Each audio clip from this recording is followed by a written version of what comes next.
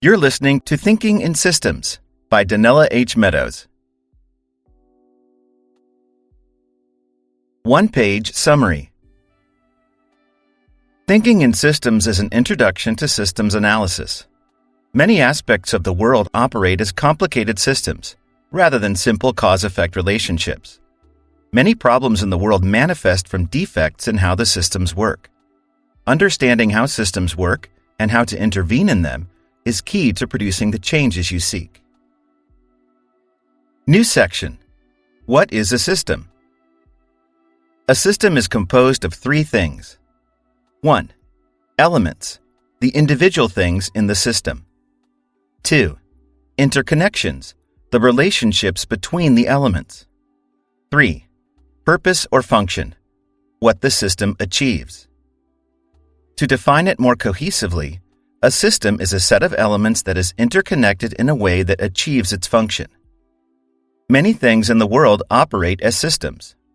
A football team consists of a group of players on the field, each with a specific role that interacts with the others. The larger team system also consists of coaches, support staff, and fans. Within the system of a corporation, people, machines, and information work together to achieve the corporation's goals. This corporation then takes place within the larger system of the economy. New section. Stocks and flows. Stocks and flows are the foundation of every system. A stock represents the elements in a system that you can see, count, or measure. It can be commonly thought of as an inventory, a store, or a backlog. Flows are the means by which the stocks change over time. Inflows increase the level of stock, while outflows decrease the level of stock. Let's take a simple system, a bathtub. The stock is the amount of water in the tub. The inflow is water coming from the faucet into the tub. This raises the stock. The outflow is the drain that removes water from the tub. This decreases the stock. This can be drawn on a stock and flow diagram as shown in the text. Many systems are analogous to the bathtub. In fossil fuels, the stock is the reservoir of fossil fuels. Mining lowers the stock, while natural processes increase the stock. The world population is a stock of people. The population grows with births and shrinks with deaths. Properties of stocks and flows. Stocks take time to change.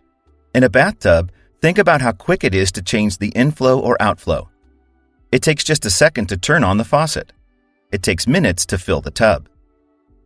Why do stocks change so gradually? Because it takes time for the flows to flow. As a result, stocks change slowly. They act as buffers, delays, and lags. They are shock absorbers to the system. From a human point of view, this has both benefits and drawbacks. On one hand, stocks represent stability. They let inflows and outflows go out of balance for a period of time. Your bank account stores money and gives your life stability. If you get fired from your job, the inflow of money will stop, but you can take money from your stock to continue living and figure out how to solve the problem. On the other hand, a slowly changing stock means things can't change overnight. If a population's skills become meaningless because of technology, you can't re-educate the workforce instantaneously. It takes time for the information to work its way through the system and to flow to the population. Where we focus. As humans, when we look at systems, we tend to focus more on stocks than on flows. Furthermore, we tend to focus more on inflows than on outflows. When thinking about how the world population is growing, we naturally think about how increasing births must be driving the trend. We think less about how preventing death through better medical care also grows the population. Likewise, a company that wants to increase its headcount does so instinctively by hiring more people. It doesn't often think as hard about how to reduce the outflow of people who quit or are fired. This is just one example of how we, as simplicity-seeking humans, tend to ignore the complexity of systems and thus develop incomplete understandings of how to intervene. New section. Feedback loops. Systems often produce behaviors that are persistent over time. In one type of case, the system seems self-correcting. Stocks stay around a certain level. In another case, the system seems to spiral out of control. It either rockets up exponentially or it shrinks very quickly. When a behavior is persistent like this, it's likely governed by a feedback loop. Loops form when changes in a stock affect the flows of the stock. Balancing feedback loops, stabilizing, also known as negative feedback loops or self-regulation. In balancing feedback loops, there is an acceptable set point of stock. If the stock changes relative to this acceptable level, the flows change to push it back to the acceptable level. If the stock dips below this level, the inflows increase and the outflows decrease to increase the stock level. If the stock rises above the acceptable level, the inflows decrease and the outflows increase to decrease the stock level. An intuitive example is keeping a bathtub water level steady. If the level is too low, plug the drain and turn on the faucet. If the level is too high and the water spills out of the tub, open the drain and turn off the faucet.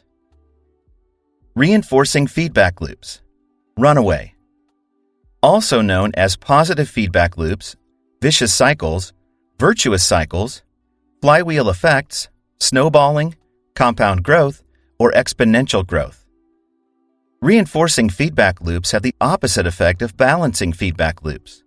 They amplify the change in stock and cause it to grow more quickly or shrink more quickly. As a stock level increases, the inflow also increases, or the outflow decreases, causing the stock level to further rise. In the other direction, as a stock level decreases, the inflow also decreases, or the outflow increases, causing the stock level to further decrease. Here are some examples of runaway loops in the positive direction. The more people there are in the world, the more they reproduce, which increases the stock of the world population. A healthy national economy grows in a reinforcing loop. In a nation, the more factories and people you have, the more you can produce. The more you produce, the more you can invest back in more factories and educating people. Here are examples of runaway loops in the negative direction. In agriculture, plant roots help retain soil. The more that soil is eroded, the less roots can grow, which causes more erosion. In a natural emergency, a store may have a sale on its goods. The lower the stock of a good like toilet paper, the more fervently people want to buy it, which causes the stock to shrink further. New section: Building more complicated systems. From these basic building blocks, you can build up to more complicated systems that model the real world. In this one-page summary, we'll cover only one simple system and show how systems analysis can lead to an understanding of its behavior. One stock plus one reinforcing loop, one balancing loop. We'll look at a system with one stock and two loops that compete against each other, one reinforcing and one balancing. The concrete example we'll use is the world population. The population is the stock. The reinforcing loop is birth rate. The more people there are, the more who reproduce. By itself, this leads to natural exponential growth. The balancing loop is deaths. The more people there are, the more who die. Short form note: in essence, the set point of this balancing loop is zero, and the further away from zero the stock is, the more people who will die. See the stock and flow diagram in the text. How does the population behave in this scenario? It depends on the relative strength of the two competing loops. If the birth rate is higher than the death rate, the population will grow exponentially. This is where the world overall currently is. If the death rate becomes larger than the birth rate, the population would shrink. This can happen if the birth rate plummets or the death rate skyrockets, or both. If they are equal, the population will stay the same. Different circumstances can drive the relative strength of the birth or death loop. Data suggests that as countries get wealthier, birth rates fall. Therefore, poorer countries with high current birth rates may not retain high birth rates as their economies develop. A lethal contagious disease could drastically increase the death rate. For instance, during the HIV/AIDS epidemic, projections of populations in areas with high HIV prevalence had to account for higher mortality. Birth rate could also fall due to social factors, such as lower interest in raising children or fertility issues. More complicated systems. Read the full summary to learn how 1 stock plus 2 balancing loops represents a thermostat keeping a room's temperature. Delays introduce oscillations into system behavior, as in a car sales manager trying to keep her inventory consistent. How to model extraction of a non-renewable resource, such as fossil fuels. How to model extraction of a renewable resource, such as fish in the sea. New section. Why systems perform well. Systems are capable of accomplishing their purposes remarkably well. They can persist for long periods without any particular oversight, and they can survive changes in the environment remarkably well. Why is that? Strong systems have 3 properties. Resilience, the ability to bounce back after being stressed. Self-organization, the ability to make itself more complex. Hierarchy, the arrangement of a system into layers of systems and subsystems.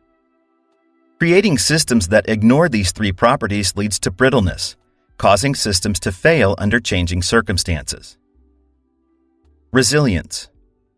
Think of resilience as the range of conditions in which a system can perform normally.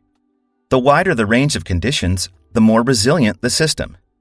For example, the human body avoids disease by foreign agents, repairs itself after injury, and survives in a wide range of temperatures and food conditions.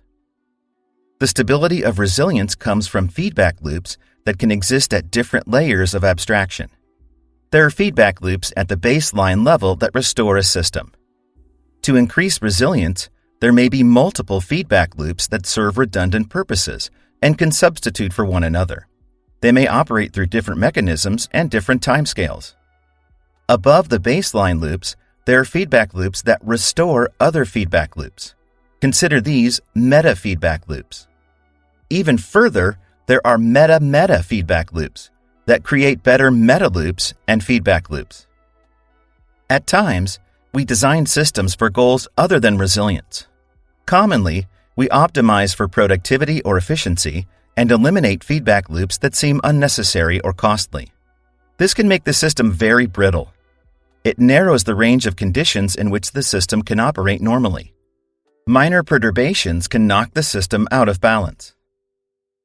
Self-organization. Self-organization means that the system is able to make itself more complex. This is useful because the system can diversify, adapt, and improve itself. Our world's biology is a self-organizing system. Billions of years ago, a soup of chemicals in water formed a cellular organism, which then formed multicellular organisms, and eventually into thinking, talking humans. Some organizations quash self-organization, possibly because they optimize toward performance and seek homogeneity, or because they're afraid of threats to stability. This can explain why some companies reduce their workforces to machines that follow basic instructions and suppress disagreement. Suppressing self-organization can weaken the resilience of a system and prevent it from adapting to new situations. Hierarchy. In a hierarchy, subsystems are grouped under a larger system.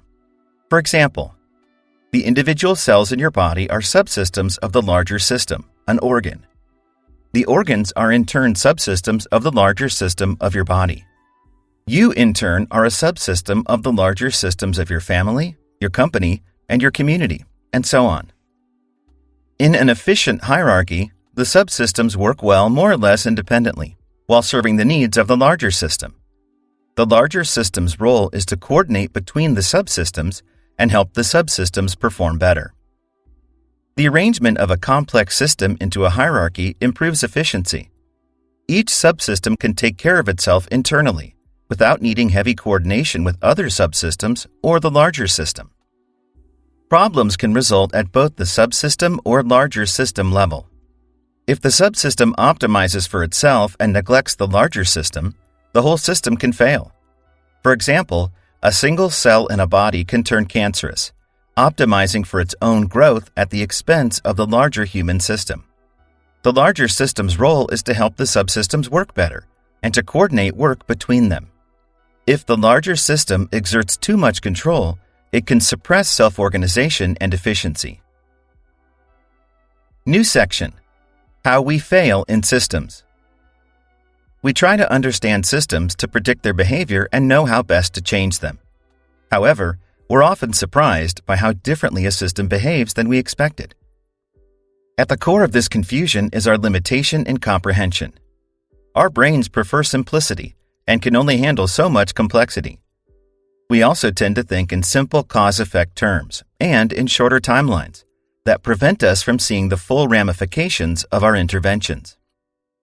These limitations prevent us from seeing things as they really are. They prevent us from designing systems that function robustly and from intervening in systems in productive ways. Systems with similar structures tend to have similar archetypes of problems. We'll explore 2 examples of these. The full summary includes more. Escalation, also known as keeping up with the Joneses, arms race. 2 or more competitors have individual stocks. Each competitor wants the biggest stock of all. If a competitor falls behind, they try hard to catch up and be the new winner. This is a reinforcing loop. The higher one stock gets, the higher all the other stocks aim to get, and so on. It can continue at great cost to all competitors until one or more parties bows out or collapses. A historical example was the Cold War, where the Soviet Union and the United States monitored each other's munitions and pushed to amass the larger arsenal at trillions of dollars of expense. A more pedestrian example includes how advertising between competitors can get increasingly prevalent and obnoxious to try to gain more attention. Fixing escalation. The solution is to dampen the feedback wherein competitors are responding to each other's behaviors. One approach is to negotiate a mutual stop between competitors. Even though the parties might not be happy about it or may distrust each other's intentions, a successful agreement can limit the escalation and bring back balancing feedback loops that prevent runaway behavior. If a negotiation isn't possible, then the solution is to stop playing the escalation game. The other actors are responding to your behavior. If you deliberately keep a lower stock than the other competitors, they will be content and will stop escalating. This does require you to be able to weather the stock advantage they have over you. Addiction, also known as dependence, shifting the burden to the intervener. An actor in a system has a problem. In isolation, the actor would need to solve the problem herself. However, a well-meaning intervener gives the actor a helping hand, alleviating the problem with an intervention. This in itself isn't bad, but in addiction, the intervener helps in such a way that it weakens the ability of the actor to solve the problem herself. Maybe the intervention stifles the development of the actor's abilities, or it solves a surface-level symptom rather than the root problem. The problem might appear fixed temporarily, but soon enough, the problem appears again, and in an even more serious form, since the actor is now less capable of solving the problem. The intervener has to step in and help again to a greater degree. Thus, the reinforcing feedback loop is set up.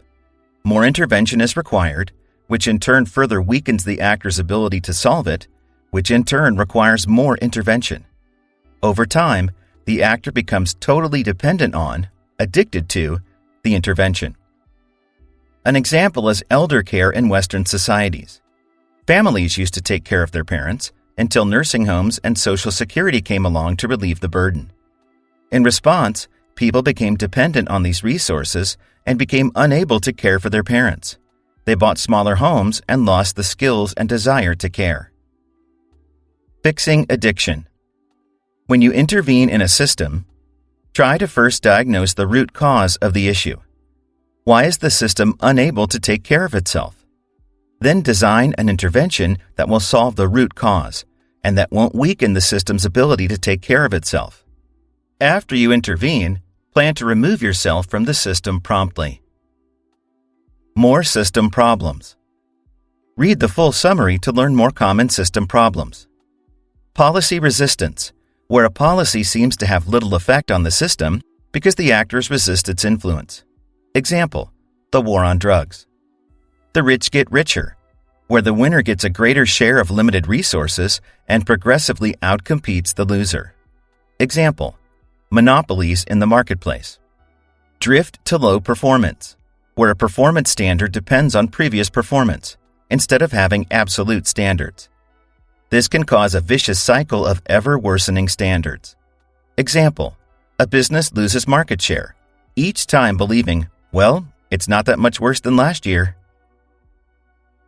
New section, Improving as a Systems Thinker. Learning to think in systems is a lifelong process.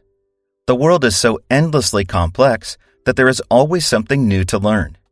Once you think you have a good handle on a system, it behaves in ways that surprise you and require you to revise your model. And even if you understand a system well and believe you know what should be changed, actually implementing the change is a whole other challenge. Here's guidance on how to become a better systems thinker. To understand a system, first watch to see how it behaves. Research its history. How did this system get here? Get data. Chart important metrics over time and tease out their relationships with each other. Expand your boundaries. Think in both short and long time spans. How will the system behave 10 generations from now? Think across disciplines. To understand complex systems, you'll need to understand fields as wide as psychology, economics, religion, and biology. Articulate your model. As you understand a system, put pen to paper and draw a system diagram. Put into place the system elements and show how they interconnect. Drawing your system diagram makes explicit your assumptions about the system and how it works. Expose this model to other credible people and invite their feedback. They will question your assumptions and push you to improve your understanding. You will have to admit your mistakes, redraw your model, and this trains your mental flexibility. Decide where to intervene. Most interventions fixate on tweaking mere numbers in the system structure, such as department budgets and national interest rates. There are much higher leverage points to intervene, such as weakening the effect of reinforcing feedback loops, improving the system's capacity for self-organization, or resetting the system's goals. Probe your intervention to its deepest human layers. When probing a system and investigating why interventions don't work, you may bring up deep questions of human existence. You might bemoan people in the system for being blind to obvious data, and if only they saw things as you did, the problem would be fixed instantly. But this raises deeper questions. How does anyone process the data they receive? How do people view the same data through very different cognitive filters? New chapter. Introduction. Seeing things as systems. What is a system? A system is 1. A group of things that 2. Interact, to 3. Produce a pattern of behavior. Many things in the world operate as systems. The human liver is a group of cells that interact to detoxify the blood, among other functions. The liver is, in turn, part of the larger system of the human body. A football team consists of a group of players on the field, each with a specific role that interacts with the others. The team also consists of coaches, support staff, and fans. Within the system of a corporation, people, machines, and information work together to achieve the corporation's goals. This corporation then takes place within the larger system of the economy. Systems may look different on the surface, but if they have the same underlying structure, they tend to behave similarly. For example, consider the simple system of a bathtub. There is a spout that adds water to the system and a drain that removes water from the system. If the spout adds water faster than it drains, the bathtub will fill and the water level will rise. Conversely, if the drain removes water faster than the spout adds water, the bathtub will empty. Now consider the system of the world population. From a system point of view, it looks similar to the bathtub. The birth rate adds people to the population. Death removes people from the population.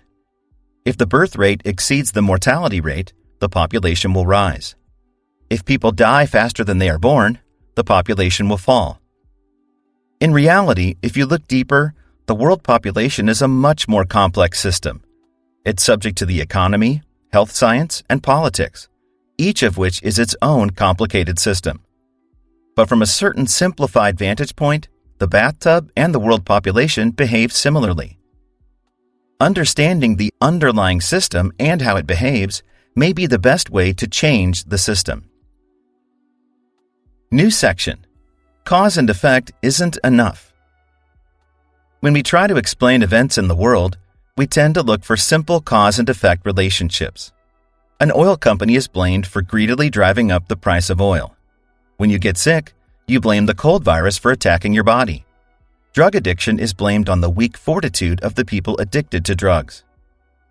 This simplicity is reassuring in some ways. Turn this knob and you solve the problem. Easy. In turn, it becomes easy to blame people who do not turn the knob the way you want it to be turned. However, reality tends to be more complex than simple cause and effect relationships, because they are a product of complicated systems. Systems consist of a large set of components and relationships. A system's behavior is not the result of a single outside force, but rather the result of how the system is set up. The oil company's actions could not cause global oil prices to rise if the system didn't allow it to exert this control. This relates to how readily people consume oil, the lack of viable energy alternatives to oil, and national pricing policies. All these system properties make economies vulnerable to oil suppliers. A flu virus could not make you sick if your body did not create the conditions that allowed it to thrive. The virus is not attacking you, it is interacting with the system of your body. Drug addicts participate in a system that includes drug sellers who want to make money, governments that make drugs illegal and enforce laws with police, non-addicts who influence how society balances punishing criminals versus rehabilitating them. When viewed from this system lens, causing change is much more difficult than applying a single cause and expecting an effect. It requires an upheaval of the system itself, with all its components and connections. You cannot neutralize an oil company's power over an economy without also changing how people and companies consume oil and the availability of viable alternatives to oil. You cannot eradicate drug addiction without also changing the laws around drugs, the economic incentives for drug distribution, and the mindset of the voting public. Without understanding the system that produces a problem, you cannot design effective solutions that solve the problem. Indeed, many solutions have worsened the problem because they ignored how the system was set up. This book will teach you to be a systems thinker. First, you'll learn the definition of a system and how a system is set up. Then, you'll see the systems zoo, a variety of examples of systems and how they behave. Finally, you'll learn why systems often behave unexpectedly and common problems in changing systems. As a systems thinker, you'll begin to see systems everywhere, and you'll look at the world in a new way. In so doing, you'll be more effective at restructuring systems to achieve the outcome you want. Part 1. What are systems? Chapter 1. Definitions. A system is composed of three things. 1. Elements, the individual things in the system. 2. Interconnections, the relationships between the elements. 3. Purpose or function, what the system achieves. To define it more cohesively, a system is a set of elements that is interconnected in a way that achieves its function. Many things in ordinary life are systems. Let's define how a professional football team is a system. Elements: the players, the coaches, the field of play, the ball. Interconnections: the rules of football, the way players in specific roles interact with each other, how the coaches instruct the players, how the laws of physics govern how the ball moves. Purpose: to win football games, to have fun, to make money. As you look around the world, you'll see systems everywhere. So what is not a system? A set of elements that are not interconnected in a meaningful way or overall function is not a system. For example, a pile of gravel that happens to be on a road is not a system. It's not interconnected with other elements and does not serve a discernible purpose. In this chapter, we'll dive deeper into understanding the three attributes of a system. We'll then understand how systems behave over time and how the interconnections can drive system behavior. Short form note: In this chapter, we'll develop an extended example of a football team beyond what's contained in the book, but in a way that's consistent with its ideas. You should actively apply the ideas to develop your own examples of systems, such as a corporation, a university, a tree, or the government. New section: Describing a system. Let's go deeper into understanding the three attributes of a system. Elements. Elements are usually the most noticeable. They are the things that make up the system. The football team consists of players, coaches, and a ball. If you zoom out a bit further and define a larger system, the elements can also include the football fans, the city the team resides in, the staff that supports the team, and so on. Elements don't need to be tangible things. The system of a football team also consists of intangibles, like the pride that fans have for their team, the reputation of players in the league, or the motivation to practice. You can define an endless number of elements in any system. Before you go too deep down this rabbit hole, start looking for the interconnections between elements. Interconnections. Interconnections are how the elements relate to each other. These interconnections can be physical in nature. Take the football team again. The players line up in a particular formation, with specific roles in specific places. The individual players pass the football to each other. The players maneuver themselves against and around the opposing team's players. The team's fans surround the players in a circular arena to watch the game. Interconnections can also be intangible, often through the flow of information. During a game, the coach receives information from the field, then decides on a strategy and communicates that strategy to the quarterback. A television broadcaster communicates the information about the game to an audience nationwide. Outside of games, the training staff uses information from the game to decide how to develop the players. A player receives information from his agents about openings at other teams. The information interconnections may be harder to see at first, but they're often vital to how the system operates. Purpose. The purpose or function is what the system achieves. Of the three elements, the purpose is often the hardest to discern. It's not often made explicit, such as in the case of a tree. The best way to figure out a system's purpose is to see what it actually does. The way a system behaves and its result is a reflection of the system's purpose. A football team's purpose is often to win games. But looking at its performance of individual players, you might find that their purpose is to make more money or attract attention. A national government may communicate that its purpose is to take care of the poor and reduce inequality. But if it makes little effort toward this goal, it's not actually a function of the system. Many systems don't have explicitly stated purposes, so once again, you can observe what it does. What is the purpose of a tree? To grow as large as it can within its lifetime, to spread seeds and reproduce itself, to compete against other plants for limited resources.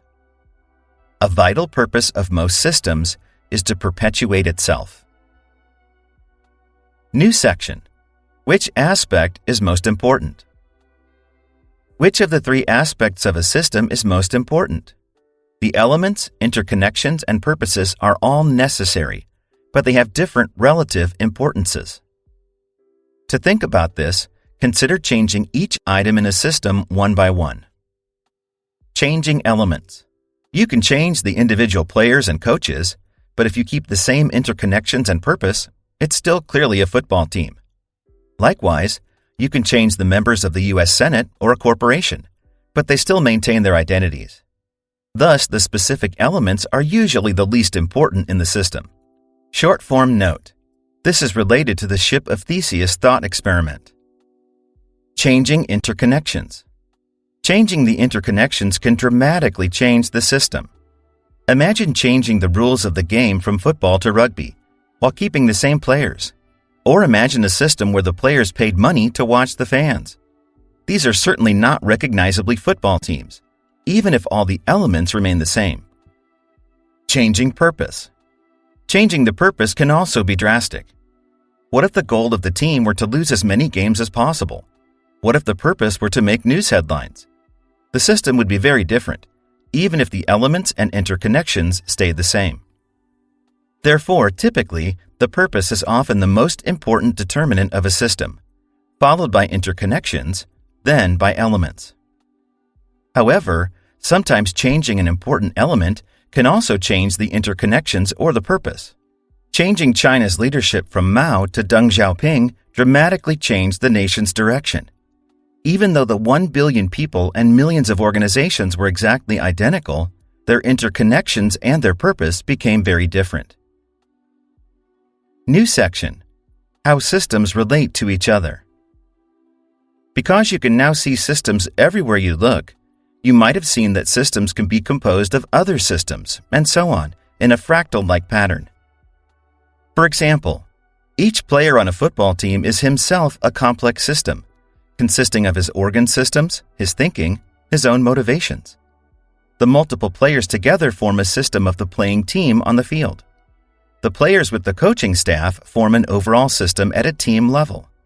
The team combines with its fans and the overall city to form another system. The team combines with the other teams in the sport to form another system at the league level. The league combines with the other sports leagues in the world to form another system.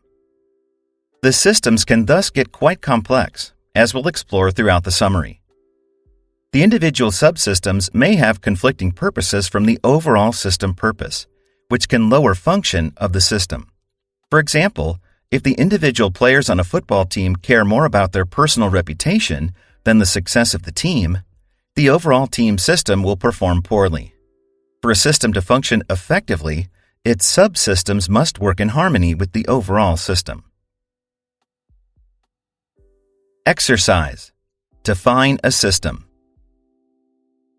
Pick a system that you want to understand better.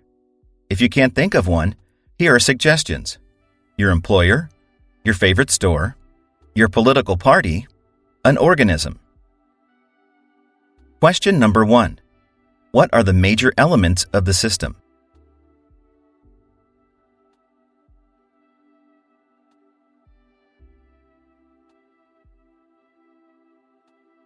Question number 2. What are the key interconnections between these elements?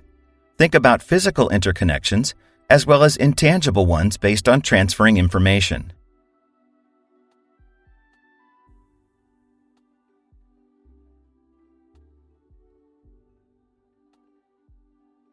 Question number 3. What are the major purposes of the system? Remember, look at what the system actually does, not what its stated purpose is.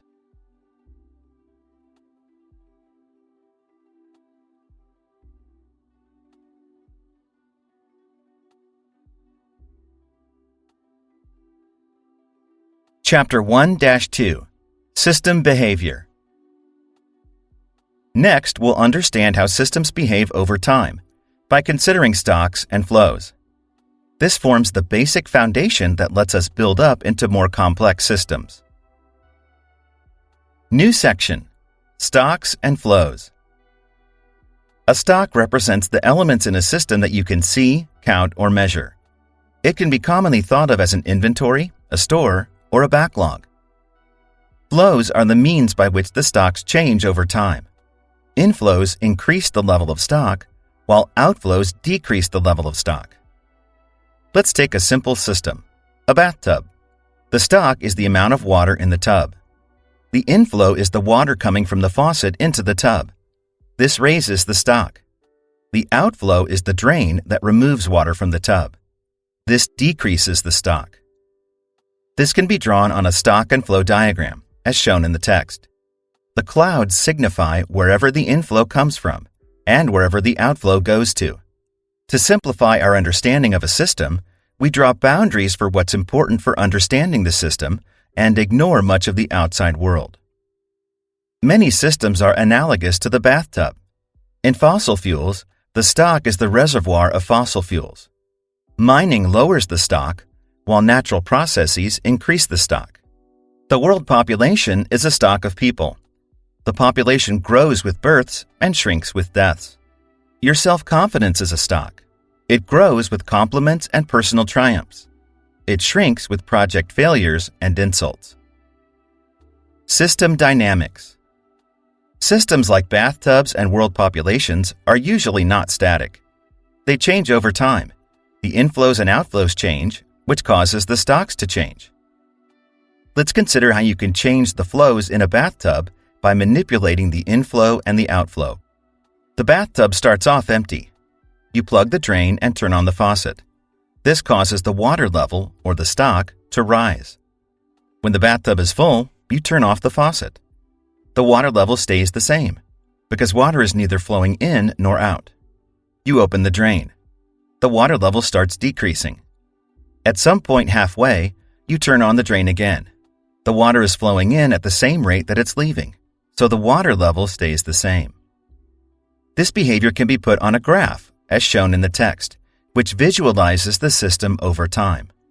Systems thinkers use graphs to understand the trend of how a system changes, not just individual events or how the stock looks currently.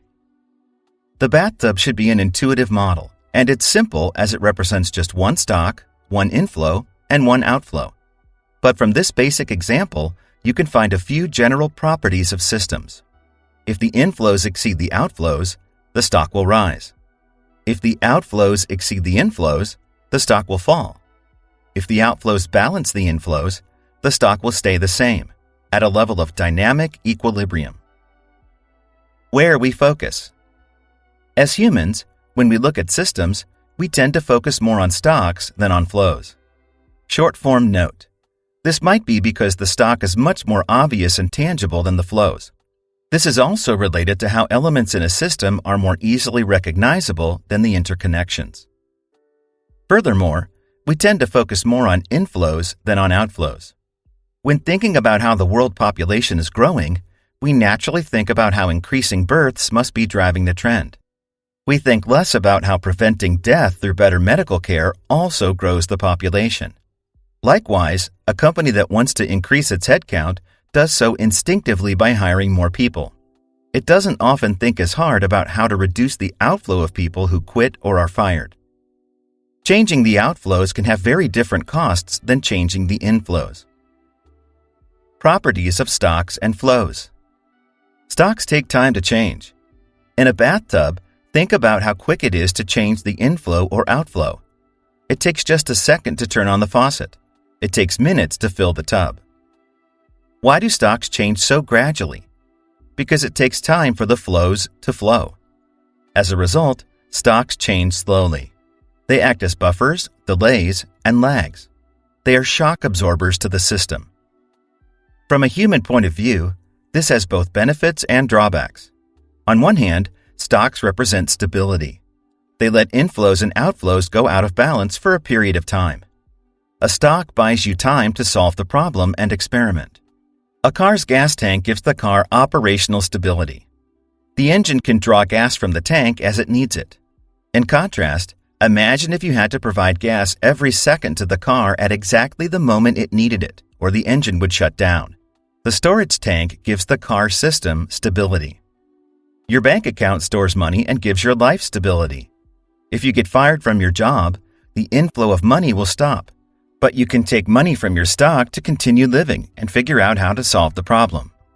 Likewise, inventories for retail stores help them deal with different rates of buying. Water reservoirs help farmers deal with fluctuations in rainfall.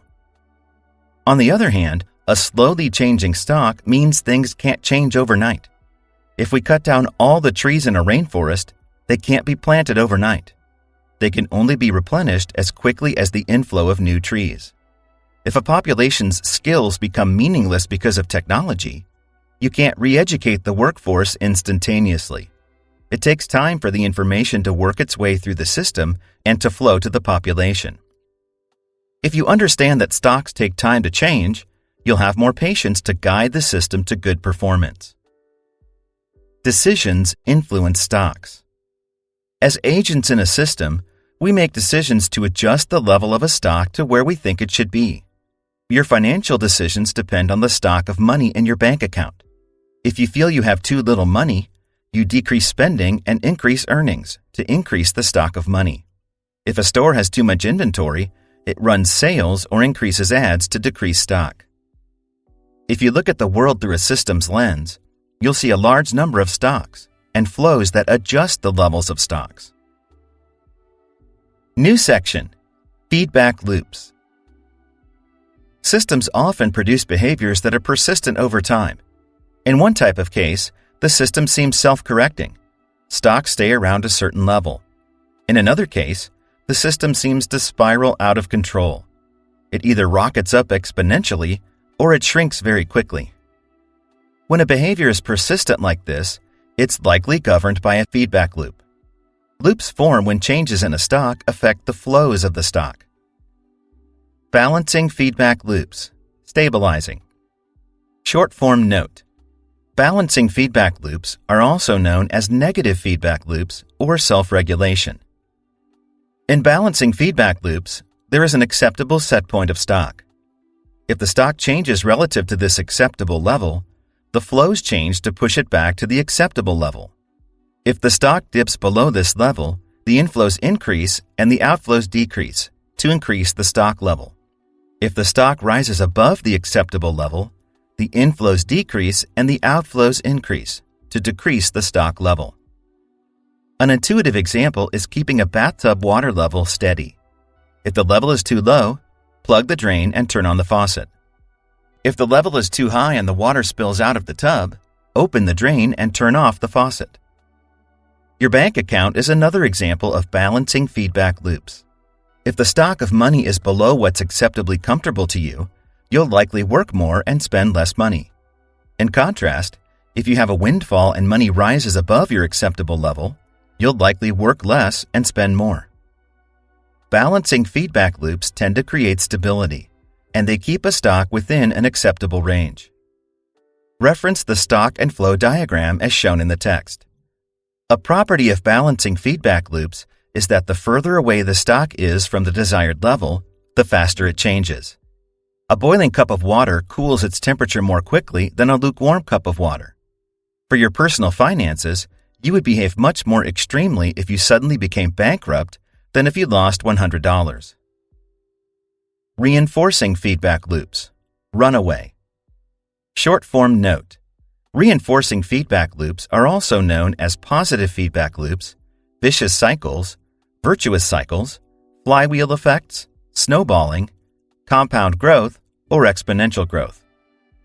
Reinforcing feedback loops have the opposite effect of balancing feedback loops. They amplify the change in stock and cause it to grow more quickly or shrink more quickly. As a stock level increases, the inflow also increases and the outflow decreases, causing the stock level to further rise. As a stock level decreases, the inflow also decreases and the outflow increases, causing the stock level to further decrease. Here are examples of runaway loops in the positive direction. The more people there are in the world, the more they reproduce, which increases the stock of the world population. A healthy national economy grows in a reinforcing loop. In a nation, the more factories and people you have, the more you can produce. The more you produce, the more you can invest back in more factories and educating people. Reference the stock and flow diagram in the text. Rule of 72. Since we think about compound growth a lot, there's a rule of thumb called the Rule of 72 that lets you calculate the time it takes a stock to double. Take the current growth rate in percent, divide 72 by that number, and you'll get the number of periods it takes to double. For example, if your annual growth rate of investments is 4%, it will take 72 divided by 4, 18 years to double. If it grows at 6%, it will take 72 divided by 6, 12 years to double. Short-form note. The book cites the rule of 70, but 72 tends to be more commonly used, since more numbers divide evenly into 72 than 70. Here are examples of runaway loops in the negative direction. In agriculture, plant roots help retain soil. The more that soil is eroded, the less roots can grow, which causes more erosion. In a natural emergency, a store may have a sale on its goods. The lower the stock of a good like toilet paper, the more fervently people want to buy it, which causes the stock to shrink further. New section. Systems thinking. As you continue looking at the world through a systems lens, you'll see feedback loops everywhere. In fact, here's a challenge. Try to think of any decision you make without a feedback loop of some kind. Can you think of any? You might start finding that many things influence each other in reciprocal ways. Instead of pure cause and effect, you might see that the effect actually influences the cause. If population growth causes poverty, does poverty also cause population growth? If the government makes a bad decision for the nation, did the nation do something to cause the government to make that bad decision? Invert your thinking. If A causes B, does B also cause A? This type of systems thinking makes blame much more complicated. It's not an easy cause and effect relationship. It's a system of interconnected parts and complicated feedback loops. Exercise. Feedback loops. Think about everyday systems and how feedback loops affect them. Question number 1. Can you think of any decision you make where a feedback loop is not involved? What is it?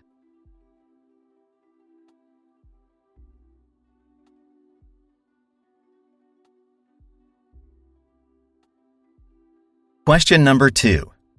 Think harder. In what way does what you're deciding about influence what you decide?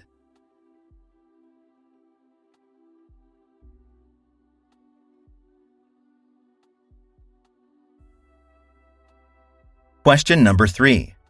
Think of a recent time where you blamed a problem on something. Phrase it as A caused B. Try not to think about a single person making a mistake, but rather about a system-level problem, such as a political or societal issue.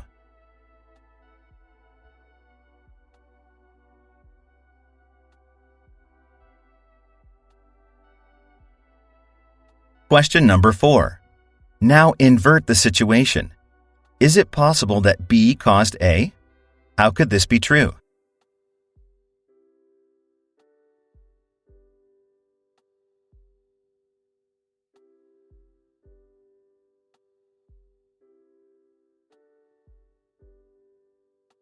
Chapter 2-1.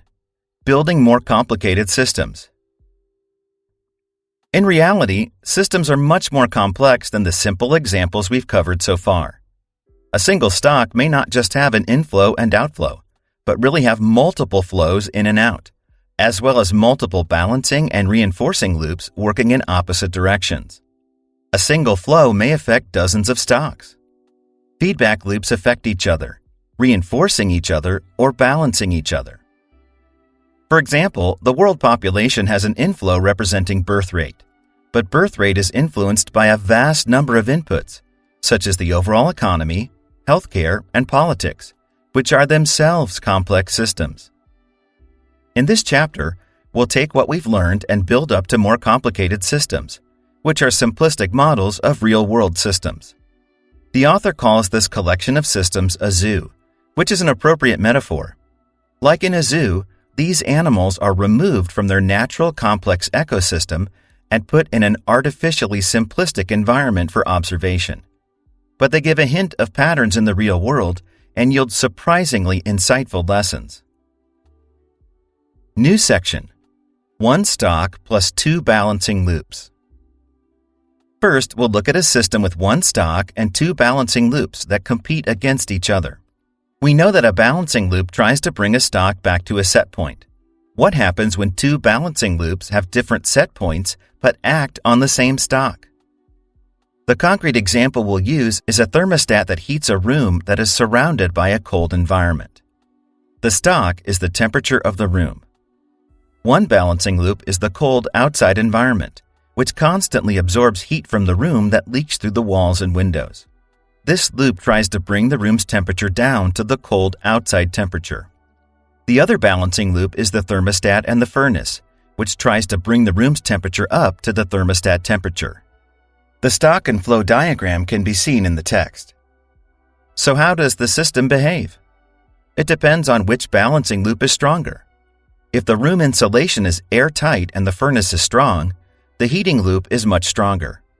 The temperature will be consistently maintained near the thermostat setting, say 68 degrees Fahrenheit. If the room is very leaky, say a window is broken, and the furnace is weak, the cooling loop is much stronger. The temperature will hover closely to the outside temperature, say 30 degrees Fahrenheit. Where exactly the room stabilizes its temperature depends on the relative strength of the balancing loops. The stronger loop will drive the stock closer toward its set point. The general takeaway: in a system with multiple competing loops, the loop that dominates the system determines the system's behavior.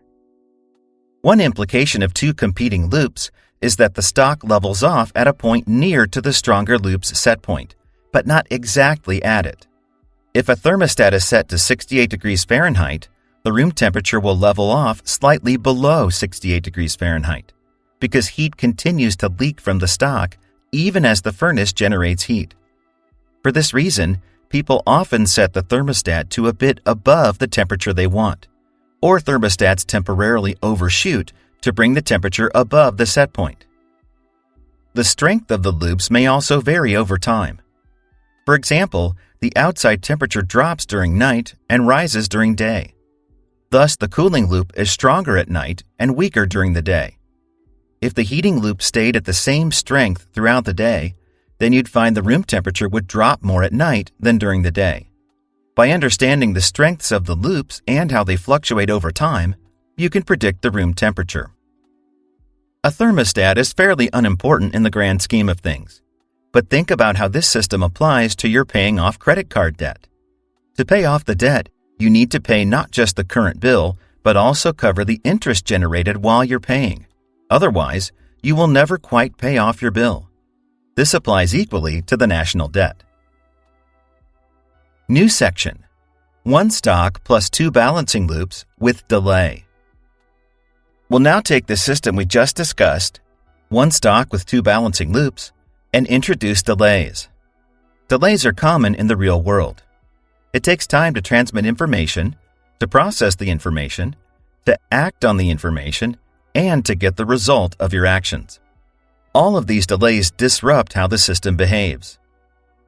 For this example, imagine the manager of a car dealership who has to stock her car lot for sale. The stock is the inventory of cars on the lot. One balancing loop is the outflow of cars as customers buy them. The other balancing loop is the inflow of cars from the manufacturer. In response to too low of a stock, the manager orders cars from the factory. The manager wants to keep the inventory at a set number of cars to cover 10 days' worth of sales. In an ideal world, every time a customer drives a car off the lot, a new one instantaneously appears to replace it. The car stock is kept at exactly the same number. Of course, reality doesn't work this way. In practice, there are several key delays that hamper the response time. A perception delay.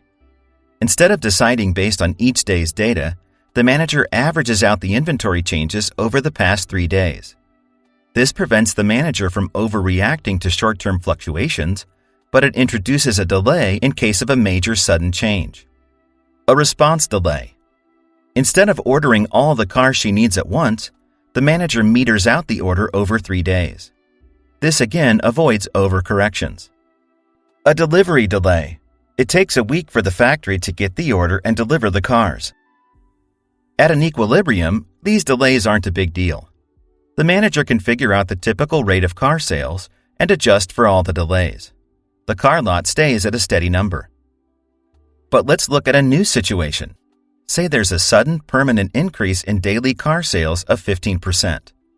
In the long run, since the manager wants to stock 10 days' worth of cars in the lot, she needs to increase her inventory.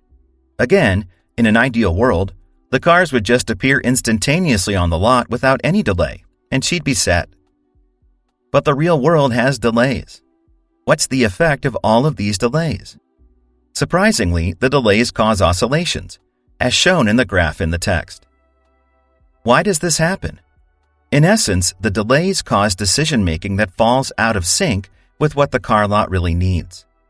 While the sales increase, the manager is averaging sales to make sure the sales boost is real. When she's sure it's real, she increases her orders to the factory. However, there's a delay of a week for the cars to arrive. During this time, the inventory keeps shrinking. The car lot is now well under its ideal car count and still dropping. The manager panics and increases the orders of cars. At long last, the cars from her first orders arrive. They gradually replenish the inventory, and for a moment the car lot is at the ideal inventory size. But the largest orders the manager recently placed in a panic are still coming. The manager can't cancel the orders. As the cars pile up, the manager wonders how she's going to get rid of all the cars. She freezes her orders to the factory. As the car deliveries stop, the sales keep happening, and the inventory gets drawn down again. The whole cycle repeats. As an analogy, if you've taken a shower where it takes a long time for turning the knob to do anything, you've experienced the wild, unpleasant oscillations in water temperature. You don't get quick feedback on your actions. If the water's too cold, you turn the knob all the way hot. Then it gets scalding, and you quickly clamp it down. Then the water gets too cold, and so on. Fixing oscillations. Oscillations can cause more problems. How do you fix this? One intuitive reaction is to see the delays as bad. Surely shortening the reaction time should solve the problem. The car manager decides to shorten her perception delay, reacting to 2 days' data instead of 3, and shortening her response delay, ordering the entire shortfall in one go, rather than spacing it out. This actually makes things worse. The oscillations increase dramatically, as shown in the graph in the text. Short-form note. This graph is an approximation to illustrate the point. Systems analysts build quantitative models to produce more accurate charts. In essence, shorter delays cause larger overreactions. At the car lot's lowest points, the manager places large orders multiple times in succession. This causes a huge buildup of cars, which takes a long time to draw down. The cycle repeats. Counterintuitively, the better reaction to oscillations is actually to slow reaction time. Oscillations are a sign of overreacting. The manager should underreact. If she increased her delays from 3 days to 6 days, the oscillations would dampen quite a lot. The importance of delays. As you've seen, delays affect systems a lot, in somewhat unpredictable ways. That's why systems thinkers are obsessed with identifying delays and studying their impact. This example just represents a single simple car lot. Imagine things like this happening throughout the broader economy, in hundreds of thousands of places, all interconnected. All the car lots around the world are connected to the manufacturer, which is connected to the parts makers, who are connected to suppliers of steel, rubber, electronics. Every single member here has its own idiosyncratic delays and oscillations. Imagine the coordination it takes to produce new cars and ship them nationwide. New section. 1 stock plus 1 reinforcing loop, 1 balancing loop. Next, we'll look at a system with 1 stock and 2 loops that compete against each other, 1 reinforcing and 1 balancing. The concrete example we'll use is the world population. The population is the stock. The reinforcing loop is birth rate. The more people there are, the more who reproduce. By itself, this leads to natural exponential growth. The balancing loop is deaths. The more people there are, the more who die. Short form note. In essence, the set point of this balancing loop is 0, and the further away from 0 the stock is, the more people who will die. The stock and flow diagram is shown in the text. As with the previous system, the relative strength of the 2 competing loops determines how the stock changes over time. If the birth rate is higher than the death rate, the population will grow exponentially. This is where the world overall currently is. If the death rate becomes larger than the birth rate, the population would shrink. This can happen if the birth rate plummets or the death rate skyrockets, or both. If they are equal, the population will stay the same. Different circumstances can drive the relative strength of the birth or death loop. Data suggests that as countries get wealthier, birth rates fall. Therefore, poorer countries with high current birth rates may not retain high birth rates as their economies develop. A lethal contagious disease could drastically increase the death rate. For instance, during the HIV/AIDS epidemic, projections of populations in areas with high HIV prevalence had to account for higher mortality. Birth rate could also fall due to social factors, such as lower interest in raising children or fertility issues. The system of the economy. The economy works similarly to the world population in that it fits the same system model of a stock, one reinforcing loop, and one balancing loop. The stock is capital. These are assets that do useful work, such as factories, machines, and labor. The reinforcing loop is reinvestment. The excess output that is produced can be reinvested into producing more capital stock, which in turn increases output. The balancing loop is depreciation, or the decrease in the usefulness of the capital stock. This includes machines breaking down and labor skills becoming obsolete. As with the world population, the strength of the two loops determines the behavior of the system. If reinvestment is stronger than depreciation, the capital stock will rise. Otherwise, the capital stock will fall and the economy will decline.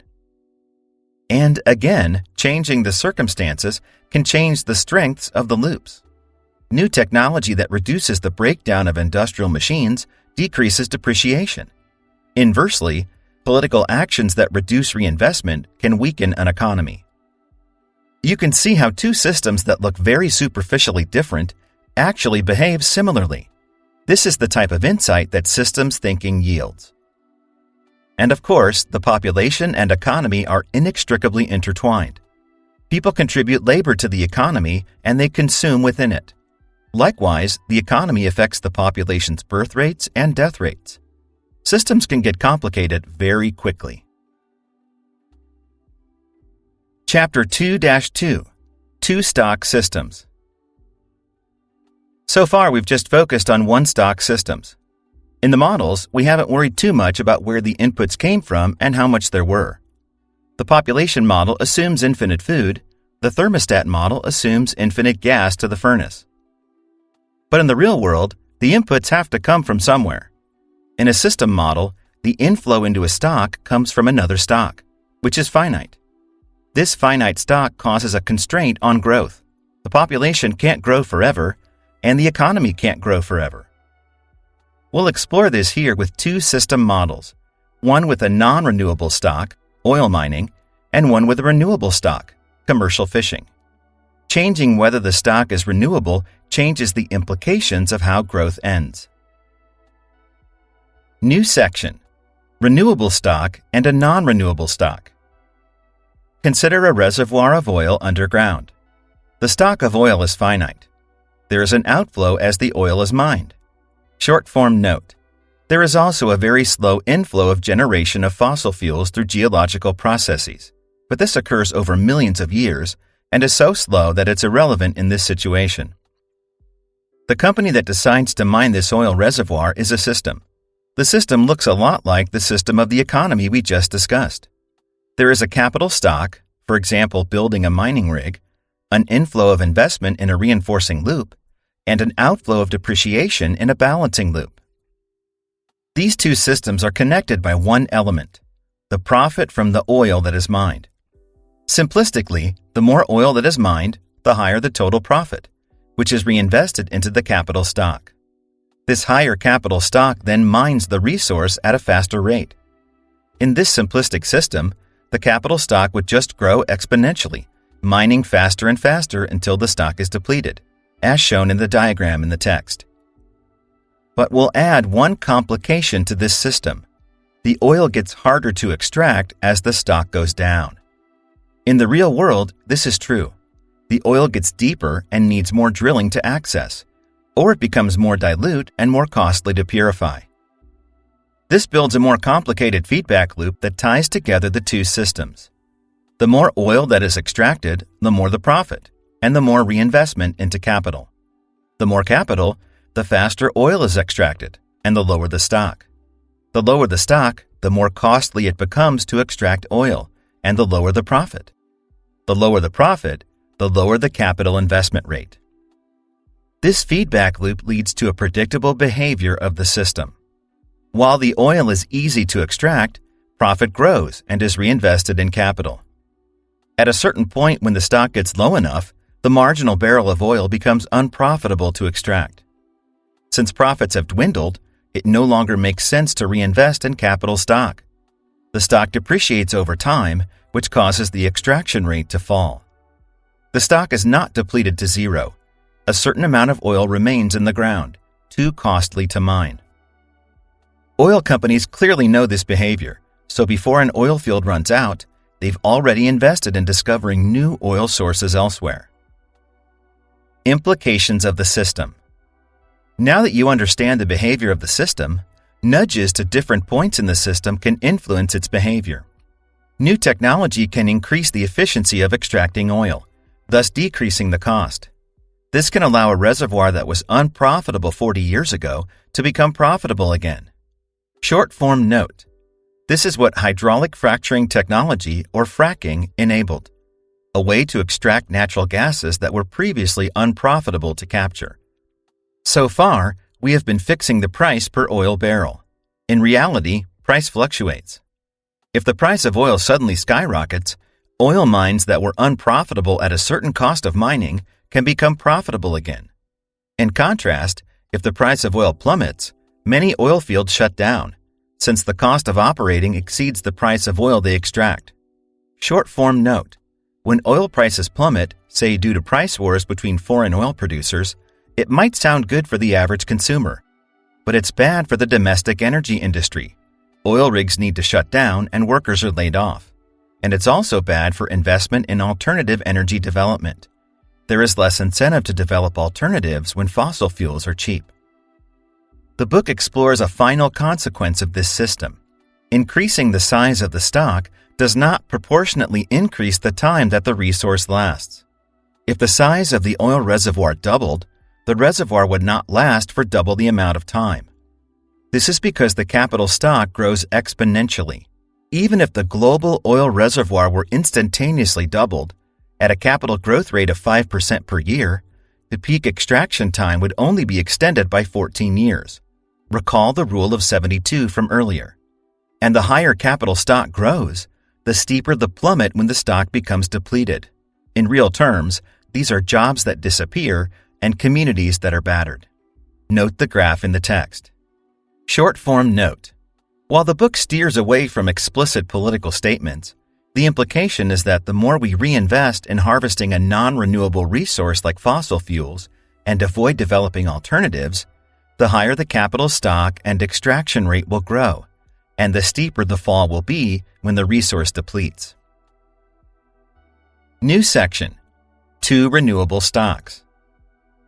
We also depend on stocks that are renewable, that replenish themselves after we harvest from them. Examples include lumber from trees we can replant and farming animals and plants that we can replenish. Let's consider the example of fishing from the ocean. The extraction system of capital stock is the same as with oil mining, except instead of oil rigs, the capital stock represents fishing vessels. The capital stock has an inflow of reinvestment and an outflow of depreciation. The capital stock determines the harvest rate of the fish. However, the stock it is harvesting from is now renewable. The fish population has a runaway loop that creates an inflow of more fish. Note the diagram in the text. There are a few nuances to the situation. Like oil, the lower the fish population, the more expensive it becomes to catch them, and the less profitable fishing is. Below a certain stock level, the regeneration of fish may stop. When there are too few fish, they find it harder to find each other and mate. This can cause extinction of a species. Depending on how the fishing industry behaves, we can arrive at very different system outcomes. Outcome number 1. Dynamic equilibrium. The fishing industry can balance its harvest rate so that it matches the inflow rate of fish. The fish population is held at a constant stock level. This also requires that the industry constrain its level of capital stock to be steady. It reinvests in capital stock only to balance the rate of depreciation, thus keeping the harvest rate steady. If it invested any more, the capital stock would rise and the harvest rate would increase beyond the replenishment rate of the population. This leads to the next system outcome. Outcome 2. Overfishing with oscillations. Here, the industry's harvesting rate exceeds the replenishment rate of the population. Oscillations appear because there is a natural feedback loop at work. For some time, the harvest rate increases and reinvestment increases, thus decreasing the fish stock. As the fish stock decreases, it becomes more costly to farm fish. The inflow of reinvestment into capital stock decreases, and the capital stock level decreases due to depreciation. As the stock decreases, the harvest rate decreases, allowing the fish to replenish itself. As the fish stock rises, fishing gradually becomes more profitable again, thus encouraging more reinvestment and restarting the oscillation cycle. As with the car manager on her car lot, oscillations appear in the system due to delays. It takes time for the fishing industry to respond to a declining fish population by reducing investment, and it takes time to reinvest once fishing is good again. This might not be a deliberate malicious action by the industry. A new fishing technology like deep-sea fishing nets may increase fishing efficiency and reduce costs. However, the oscillations have real human impacts. Due to the long time it takes to replenish a fish population, this might introduce cycles extending over decades, which in turn affect jobs and communities. Outcome 3. Overfishing to extinction. Here, the industry harvests the fish population beyond the point of replenishment. When there are too few fish in the sea, they don't find each other and they can't reproduce enough to overcome the fishing rate. What happens is a wipeout of the fish population, which in turn destroys the fishing industry. Without careful management, the industry may, without knowing it, drive itself out of business. A few factors make extinction more likely. External factors like pollution may harm the population's reproduction rate. This raises the critical point below which replenishment is no longer possible. If there are long delays in recognizing a dwindling resource stock and in slowing capital growth in response, the capital stock can grow too quickly and overwhelm the resource. New section: Questions to understand a system. We've seen a series of system models and connected them to real-life situations. You might now see the benefit of systems-level thinking. It can clarify a situation and how it is likely to unfold in the future. As you try to view the world with a systems lens, these 3 lines of questioning will help you more accurately understand the system. 1. What are the driving factors of the system? Would the driving factors affect the system as described? Is the model good? Does it reflect the actual dynamics of the system?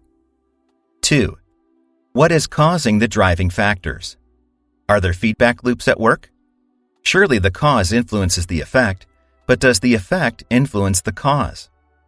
What other factors external to the system affect the driving factors? For a population's birth rate and death rate, might economics, social trends, and medical technology be involved? 3.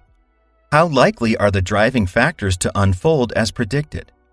This is guessing the future, which is inherently inaccurate. But you can weigh the likelihood of different possibilities and simulate the future in those different scenarios. Part 2. Understanding Systems. Chapter 3. Why Systems Perform Well. Systems are capable of accomplishing their purposes remarkably well. They can persist for long periods without any particular oversight, and they can survive changes in the environment remarkably well. Why is that? Strong systems have 3 properties.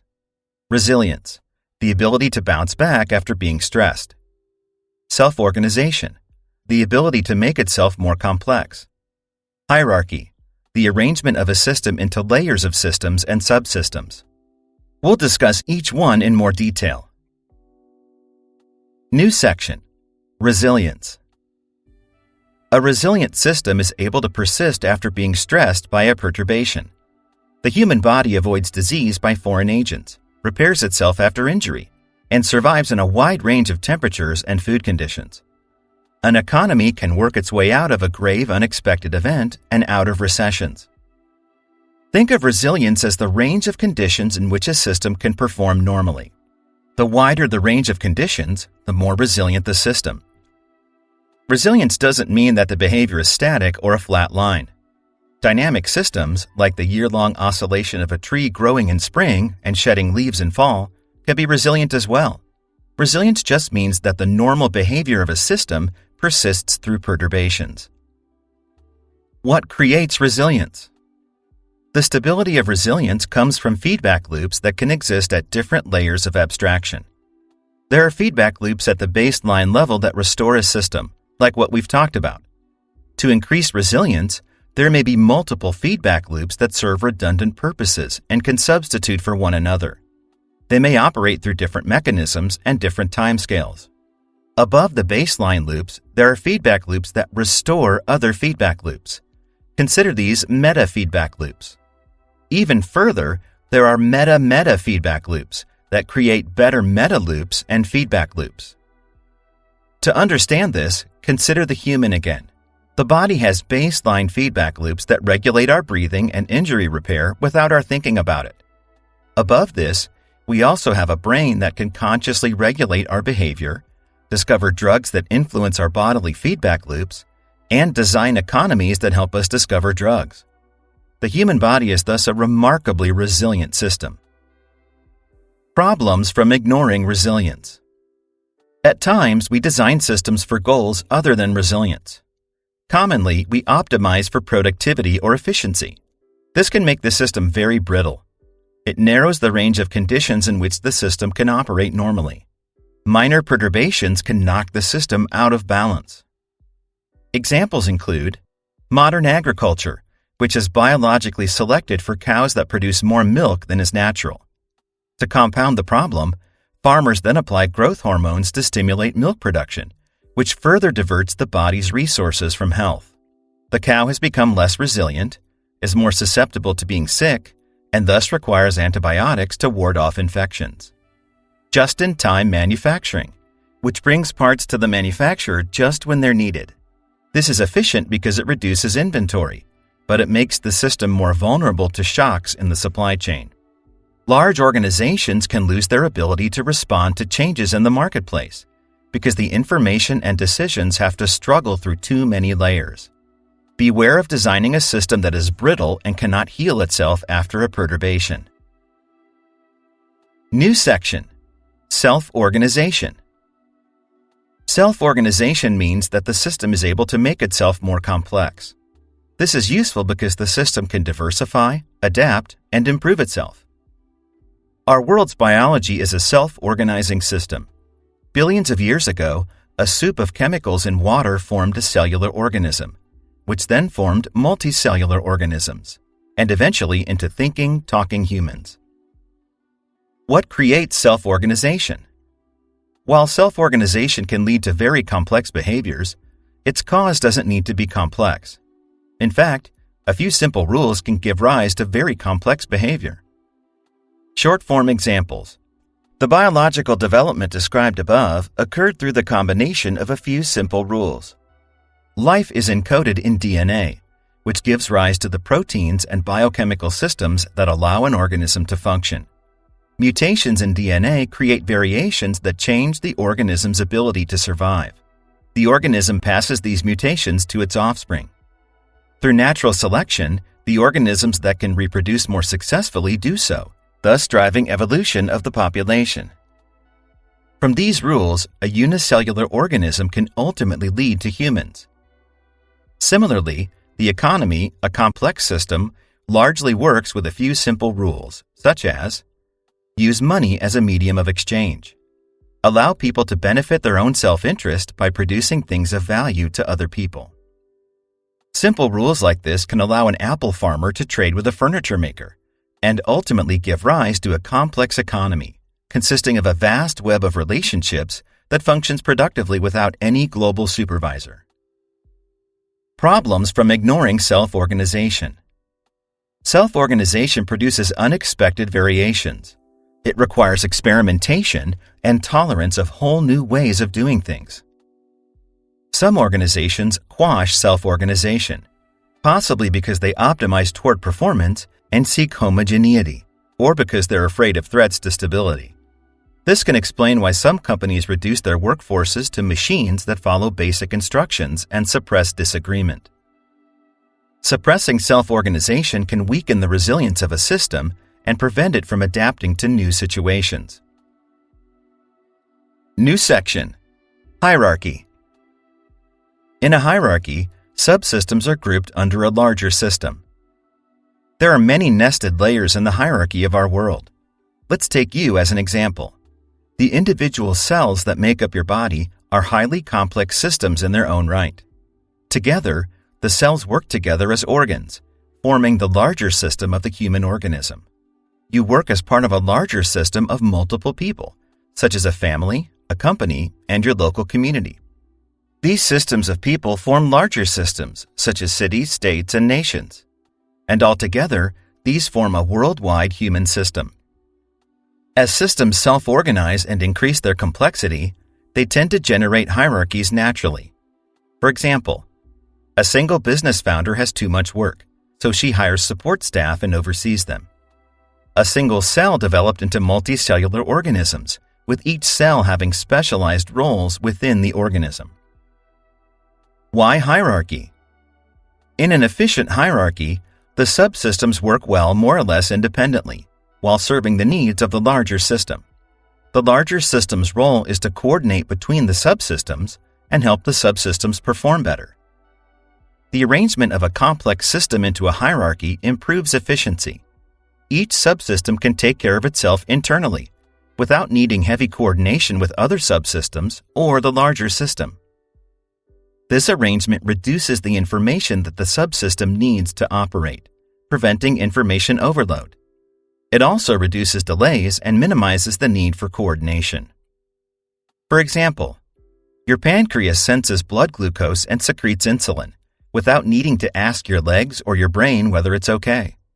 Short-form note: in a market economy, people can sell and produce goods on the marketplace, largely without needing to coordinate with other subsystems or authorities. Imagine if, before selling your goods in a yard sale, you needed to contact the central government for permission, contact another bureaucracy for pricing, then contact other households who were also planning yard sales. Problems from ignoring hierarchy. In a hierarchy, both the subsystems and the larger system have their role. If either deviates from the role, the system's performance suffers. The subsystems work to support the needs of the larger system. If the subsystem optimizes for itself and neglects the larger system, the whole system can fail. For example, individual football players are subsystems within the larger system of the overall team. If a single football player cares more about individual glory and not the victory of the team, he may run plays in a way that causes the team to lose. A single cell in a body can turn cancerous, optimizing for its own growth at the expense of the larger human system. On the other side, the larger system's role is to help the subsystems work better and to coordinate work between them. In other words, the larger system is a supporter and an air traffic controller. It should not exercise more control than this, but it often does. A company's workforce may see its management as oppressive and getting in the way of the real work being done. A nation with too autocratic a ruler may direct exactly how subsystems should behave and limit self-organization. A good hierarchy has balance. There is enough central control to coordinate the subsystems to a larger goal, but not so much control that it suppresses the subsystem's performance or self-organization. Exercise. Improve your system. Think about how to improve your system with the 3 main reasons they perform well. Question number 1. What's a system you care about? If you need ideas, consider your employer, a group you belong to, yourself as an individual, or a physical system.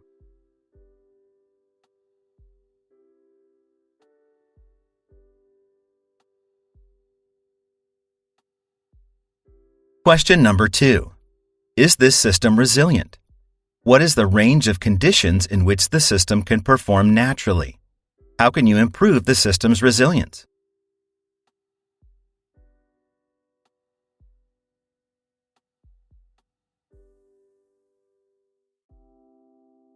Question number 3. Is the system capable of self-organization? Does it freely allow experiments that allow it to adapt? How could you improve its self-organization?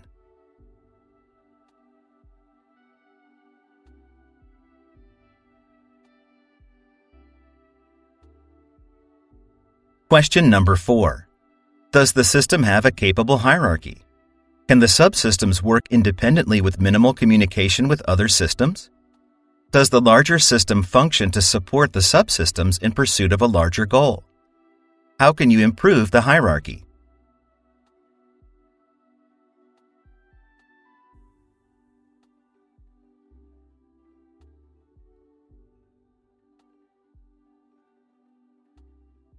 Chapter 4. Why we don't understand systems. We try to understand systems to predict their behavior and know how best to change them. However, we're often surprised by how differently a system behaves than we expected. Systems thinking is counterintuitive in many ways, even for trained systems thinkers. At the core of this confusion is our limitation in comprehension. Our brains prefer simplicity and can only handle so much complexity. That prevents us from seeing things as they really are. This chapter discusses a collection of such limitations. The underlying themes are: our cognitive biases color how we take in information. We tend to focus on obvious points, ignoring the more subtle and complex drivers that really matter. Systems often behave in ways that we're not used to, such as changing nonlinearly or inducing delays. New section. Limitation number 1. Focusing on events. When we try to understand systems, we tend to see them as a series of events. History is presented as a series of factual events, such as presidential elections, wars, and treaties. The news reports on stock market movements with great earnestness. While events are entertaining, they're not useful for understanding the system. Events are merely the output of a system and are often the system's most visible aspects. But events often don't provide clarity into how the system works or the system structure, which means they don't help you predict how the system will behave in the future or tell you how to change the system. In fact, an event-driven view of the world is entertaining precisely because it has no predictive value. If people could merely study daily events and predict the future, the news would lose its novelty and stop being fascinating. The better approach. Instead of individual events, the better way to understand a system is to see its performance over time and to see patterns of behavior. Look for historical data and trends and plot graphs over time. Understanding how the system behaves over time can help you deduce the structure of the system, which can in turn help you predict the behavior into the future. Short-form examples. If you looked at the performance of the stock market over time, you might see that it's increased by double-digit percentages over the past 3 years. In this context, the daily small movements have little importance. Instead, you can focus on understanding the economic system that causes it to grow steadily over time, despite a bevy of world events. If you looked at a football team's performance over time, instead of focusing on individual games, you may better understand the system of how the team works, how players are recruited and trained, the influence of coaching, and how the team is managed by its owners. New section. Limitation number 2. Ignoring non-linearities. In our daily lives, we see the world act linearly. There is a straight-line relationship between two things. For example, an object that is twice as heavy to move requires twice as hard a push to move it. If you earn a salary, your bank account increases the same amount each month you work. If it takes 1 hour to read a chapter of a book, it takes 2 hours to read 2 chapters. However, much of the world doesn't act linearly. Two elements can't be related on a straight line. For example, when a new product is released, a small amount of advertising may pique your interest. In contrast, too much aggressive advertising makes you annoyed at the ad, and you actively avoid buying the product. On an empty highway, a single car can move at the speed limit without any problems. Add a few more cars, and the average speed doesn't change much. This continues over a wide range of car density. But at a certain point, adding more cars causes traffic and slows down the average speed considerably. Add a few more cars, and traffic can come to a total stop. A viral infection can simmer in a low number of cases for some time, then explode exponentially. Nonlinearities often exist as a result of feedback loops. As we learned, a reinforcing feedback loop can lead to exponential growth. Even more complex nonlinearities can result when an action changes the relative strength of feedback loops in the system. Thus, the system flips from one pattern of behavior to another. The better approach. Recognize that nonlinearities can exist. Be wary of extrapolating from a small part of the curve out linearly. If a small amount of something yields good results, adding more of it doesn't always improve the situation. It might even cause harm. A little bit of fertilizer can nurture a healthy sprouting plant. Too much fertilizer can poison the plant. If a small amount of something causes only negligible harm, increasing it might cause devastating results. Fishermen can overfish a small amount, and the fish population will recover without much of a problem. But past a certain amount of overfishing, the fish population may collapse and go completely extinct. New section. Limitation number 3.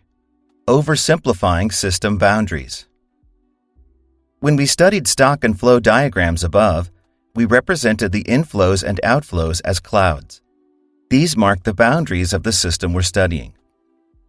We cap systems to simplify them. This is partially because we can only tolerate so much complexity, but also because too many extra details can obscure the main question. When thinking about a fishing population, it would be confusing to have to model the entire world economy and predict how a football team's performance might work its way down to fishing behavior. However, we tend to oversimplify systems. We draw narrow boundaries that cause us to ignore elements that materially affect the system. This can cause the system to behave against our expectations, because we had an incomplete model of the system. For example, a highway designer that ignores how people settle in a city will build a highway of a certain capacity. She may ignore that people tend to settle along a highway, which now makes it insufficient for the traffic to support. A car manufacturer might only concern itself with buying parts from its supplier, ignoring how the supplier itself operates and gets its materials. If a global aluminum shortage happened, the car manufacturer would be unpleasantly surprised. We also tend to draw natural boundaries that are irrelevant to the problem at hand. We draw boundaries between nations, between rich and poor, between age groups, between management and workers, when in reality we want happiness and prosperity for all. These boundaries can distort our view of the system. Short-form note. A hierarchy discussed in the previous chapter naturally introduces system boundaries. A subsystem is largely concerned with how it operates and can ignore the operations of other subsystems. This is one of the virtues of hierarchy that leads to efficiency, but it can also prevent a subsystem from perceiving the whole system accurately. For example, a corporation's product development team may happily work on developing its new products, ignoring that the accounting department is engaging in fraud that will cause the entire company to collapse. The better approach. The ideal balance is to set the system boundaries at the appropriate scope for the question at hand. Don't exclude anything that's important and don't include anything irrelevant. Furthermore, when you move to a new question, readjust the boundaries to be appropriate for the new question. Don't be stuck to your old boundaries. The boundary of a river may be logical for drawing the boundary between nations, but it's a terrible boundary for managing water quality. New section. Limitation number 4. Ignoring limits. In this world, nothing physical can grow without limit. At some point, something will constrain that growth. However, we naturally tend to avoid thinking about limits, especially when they involve our hopes and aspirations. Consider a typical company that sells a product. At all points, it depends on a variety of inputs: money, labor, raw materials, machines to produce its product, marketing and customer demand, order fulfillment systems. At any point, one of these factors can limit the growth. No matter how much you supply of the other inputs, the output stays the same. The limit is constraining the growth of the system. For example, the company may have more than enough labor and machines to produce the product, but it might lack the raw materials to make full use of the other inputs.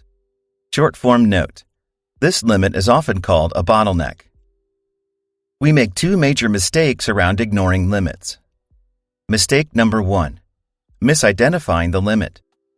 At times, we may simply incorrectly diagnose what the limit is. We may supply more of other inputs, then be confused about why the system hasn't improved its output. For example, an NGO may send aid as money to a developing country, thinking that capital is the limiting factor in the country's growth.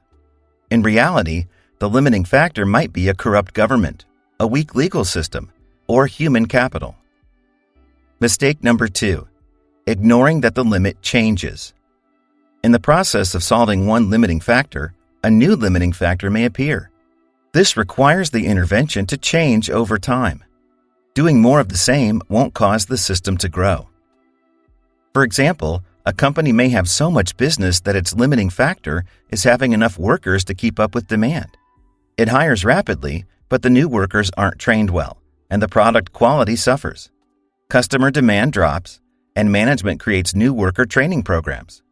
Customer demand improves again, but the new bottleneck becomes its order fulfillment systems, which break under the heavy load. This iterative process of finding the limit and relieving it may continue until the company reaches a more intractable limiting factor, such as saturating the customer demand for its product. The better approach. To find a system's limit, consider all the relevant inputs into the system. Then find the input that is most limiting the system's performance and relieve it. Be aware that the system won't be able to grow forever, so make peace with what limits you are willing to live with. For example, a national economy may decide that it's willing to grow only at a pace that reduces environmental consequences and social inequality. New section. Limitation number 5. Ignoring delays. As we saw in the car dealership example, delays happen at each step of a flow. Delays in perceiving information. Delays in reacting to information. Delays for the reaction to cause a change. We tend to underestimate delays as a habit. You've had personal experience with this when a product took far longer than you expected, even if you tried to anticipate that delay. Delays can cause surprising behavior with significant ramifications for society. In understanding a disease, there is a delay between being exposed to a disease and showing symptoms. Short form note. This was relevant during the COVID-19 pandemic in 2020, when a long incubation period caused undetectable transmission. In the growth of an economy, there is a delay between pollution being emitted, when the pollution concentrates enough to cause noticeable problems, and a delay to perceiving these problems. Then there is a delay to changing the system to reduce pollution. In policy, there is a delay between signing a new law and it having an impact on the economy. This can take years or decades.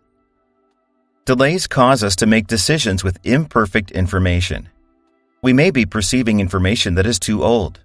In turn, our actions may overshoot or undershoot what the system needs. Like the manager of the car lot, this can lead to oscillations. The better approach. The author shares a rule of thumb when estimating delays. Predict the delay to the best of your ability, then multiply that by 3. When exposed to delays, recognize that your decisions will overshoot or undershoot. Delays are often places to intervene in a system. In some cases, reducing the response delay can increase the accuracy of the actions. However, beware of the tendency to overreact to information. Remember the car inventory lot, where acting more aggressively to shortages caused more pronounced oscillations. New section. Limitation number 6. Bounded rationality. We can only make decisions with the information we comprehend accurately. First, sometimes the information just doesn't exist, especially if it's far removed from us. We don't know what others will do. We don't foresee how our actions will affect the system. Second, even if we had total information, we're limited in the information we can take in and digest. Third, even the information we can take in is biased. We overweigh the present and discount the past. We overweigh the present and discount the past. We are biased to information that confirms our beliefs. Short form note. Read more about cognitive biases in Thinking, Fast and Slow and Influence. It's small wonder then that we can act with good intentions but cause bad results. A fisherman is thinking about the loan on his boat, his newborn child, the risk of injury that might jeopardize his career. He doesn't have information about the global stock of fish, so he tends to overfish. The better approach. Don't blame an individual for the behavior. If you were put in that situation with exactly the same information they had and their preferences, you would probably behave the same. The way to fix a system is not to put in new people, but to change the system. Chapter 5. How we fail in systems. In previous chapters, we've explored a range of system models and how they relate to real-life situations, such as restocking a car inventory lot and managing renewable resources. We've explored how misbehaving in the system can cause poor system performance, whether that means wild oscillations in restocking the car lot or driving the fish population to extinction. And in the previous chapter, we covered our limitations in comprehending how systems work.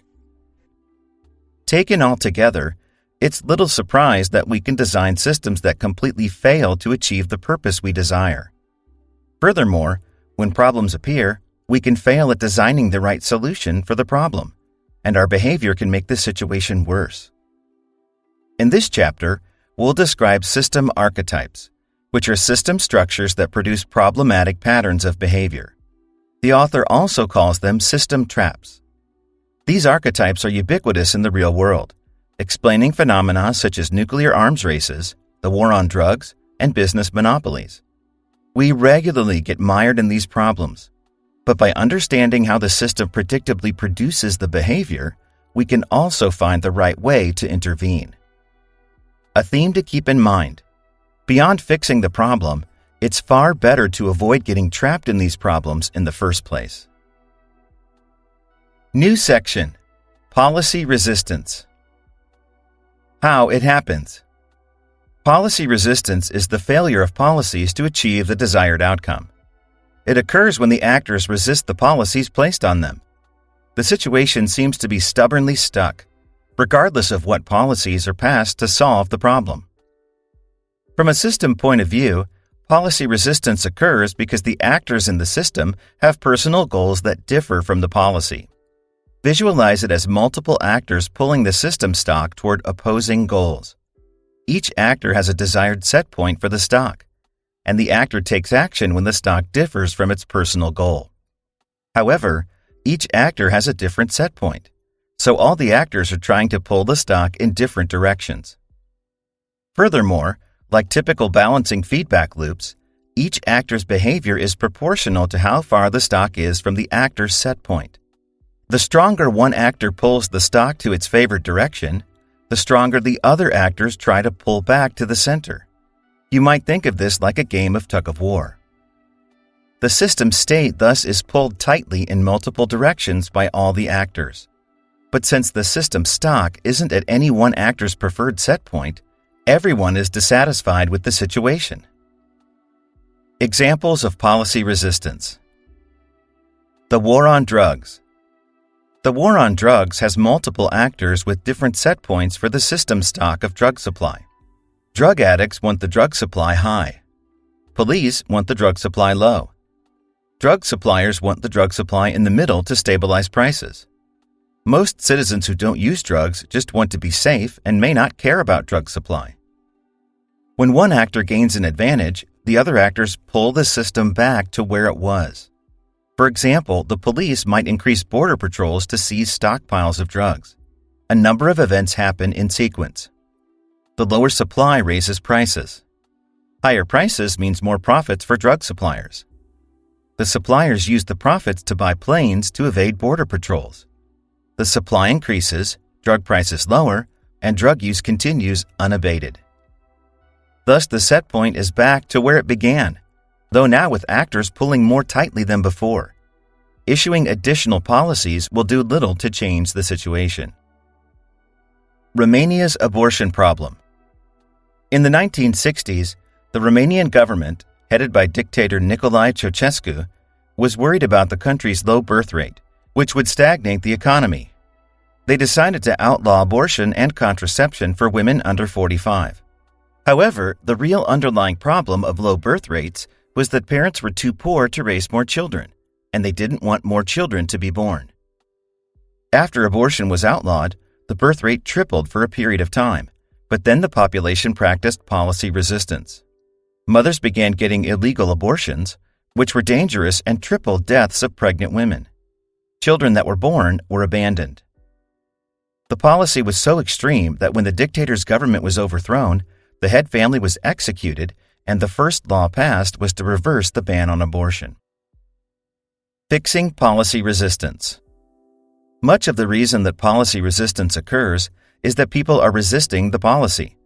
Stronger policies cause stronger counter-reactions. The solution is counterintuitive. Give up. Cancel the policy. Things won't get as bad as you think, because other actors behaved intensely only because you did.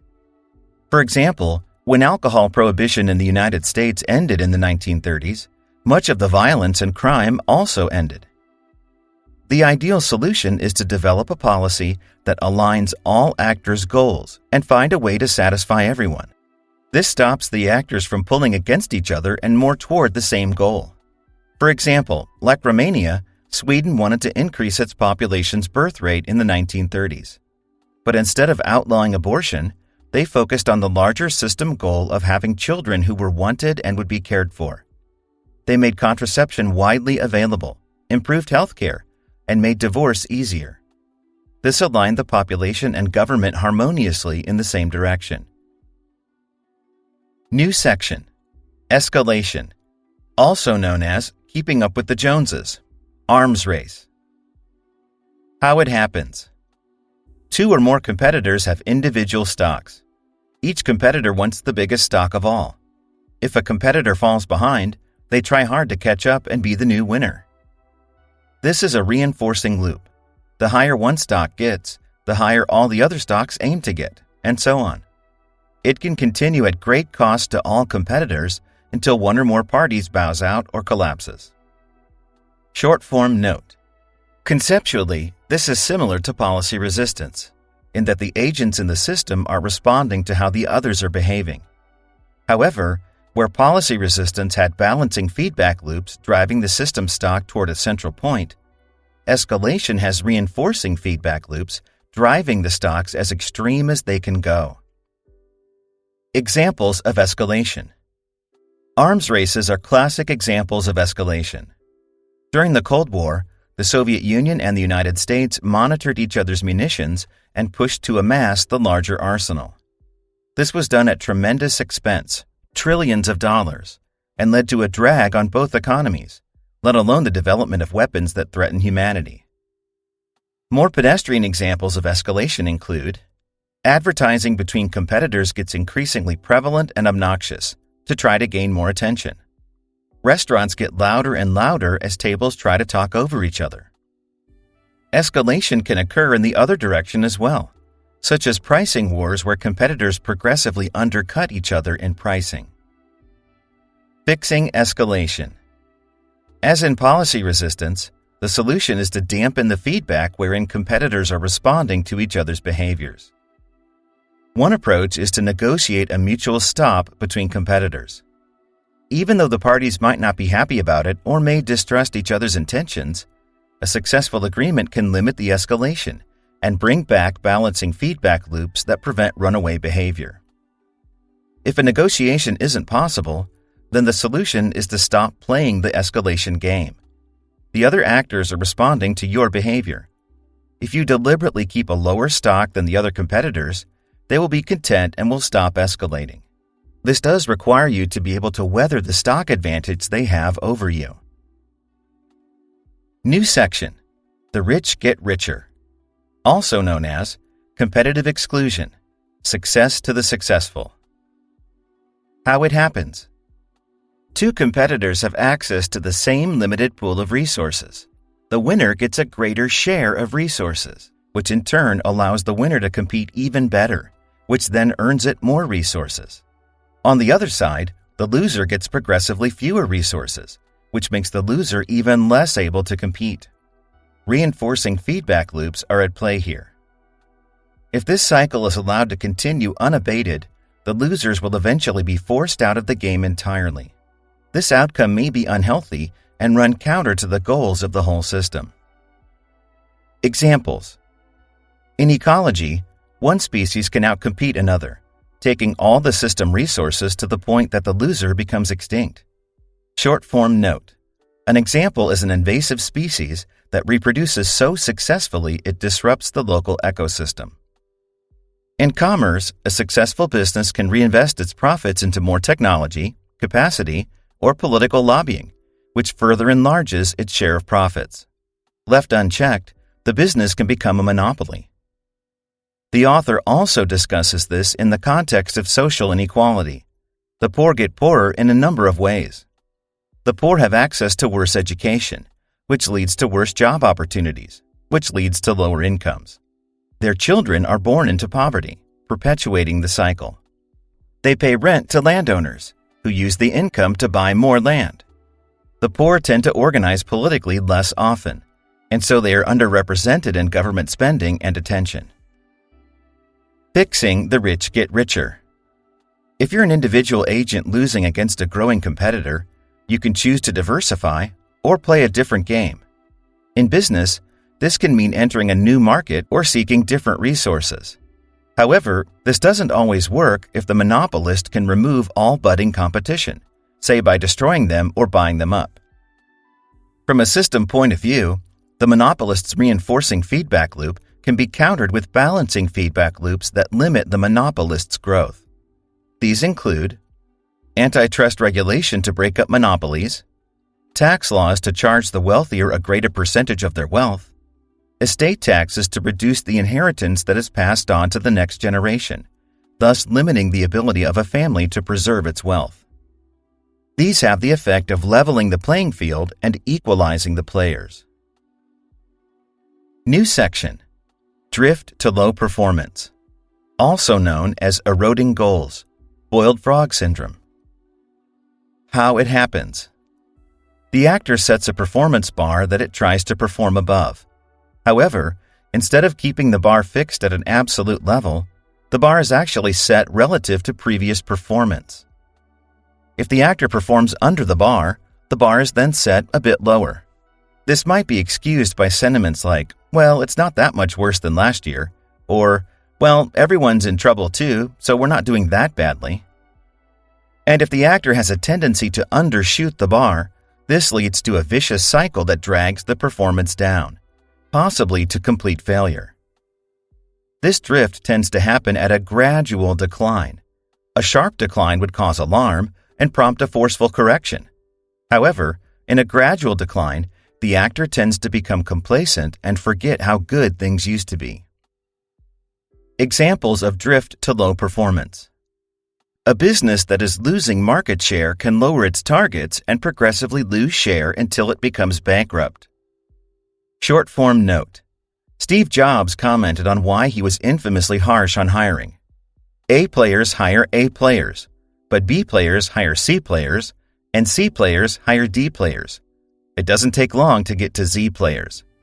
The trickle-down effect causes bozo explosions in companies. Fixing drift to low performance. Instead of setting performance standards relative to previous performance, set absolute standards that don't change with performance. Better yet, turn the vicious cycle into a virtuous cycle. Set the goals relative to the best performance. If the system overperforms the goal, set the goal higher. New section. Tragedy of the Commons. How it happens. The actors in a system share a limited common resource. When the actor uses part of the resource, he receives all of the gain, but the cost of using the resource is spread among all the users. In sum, this usage is a net gain for the actor. Therefore, the rational behavior is to use as much of the resource as he can. The problem is that all actors in the system are thinking this way too. As all actors act in their own self-interest, the common resource is eroded, possibly to the point of irrevocable destruction. In essence, there is a weak feedback loop between the actor's behavior and its future impact.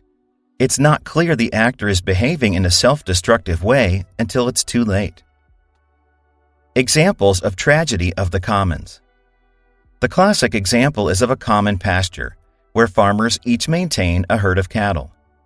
Each farmer is incentivized to grow his herd. He gets all the benefit of the additional animal, but the cost of the animal's grazing is shared by all the pasture owners.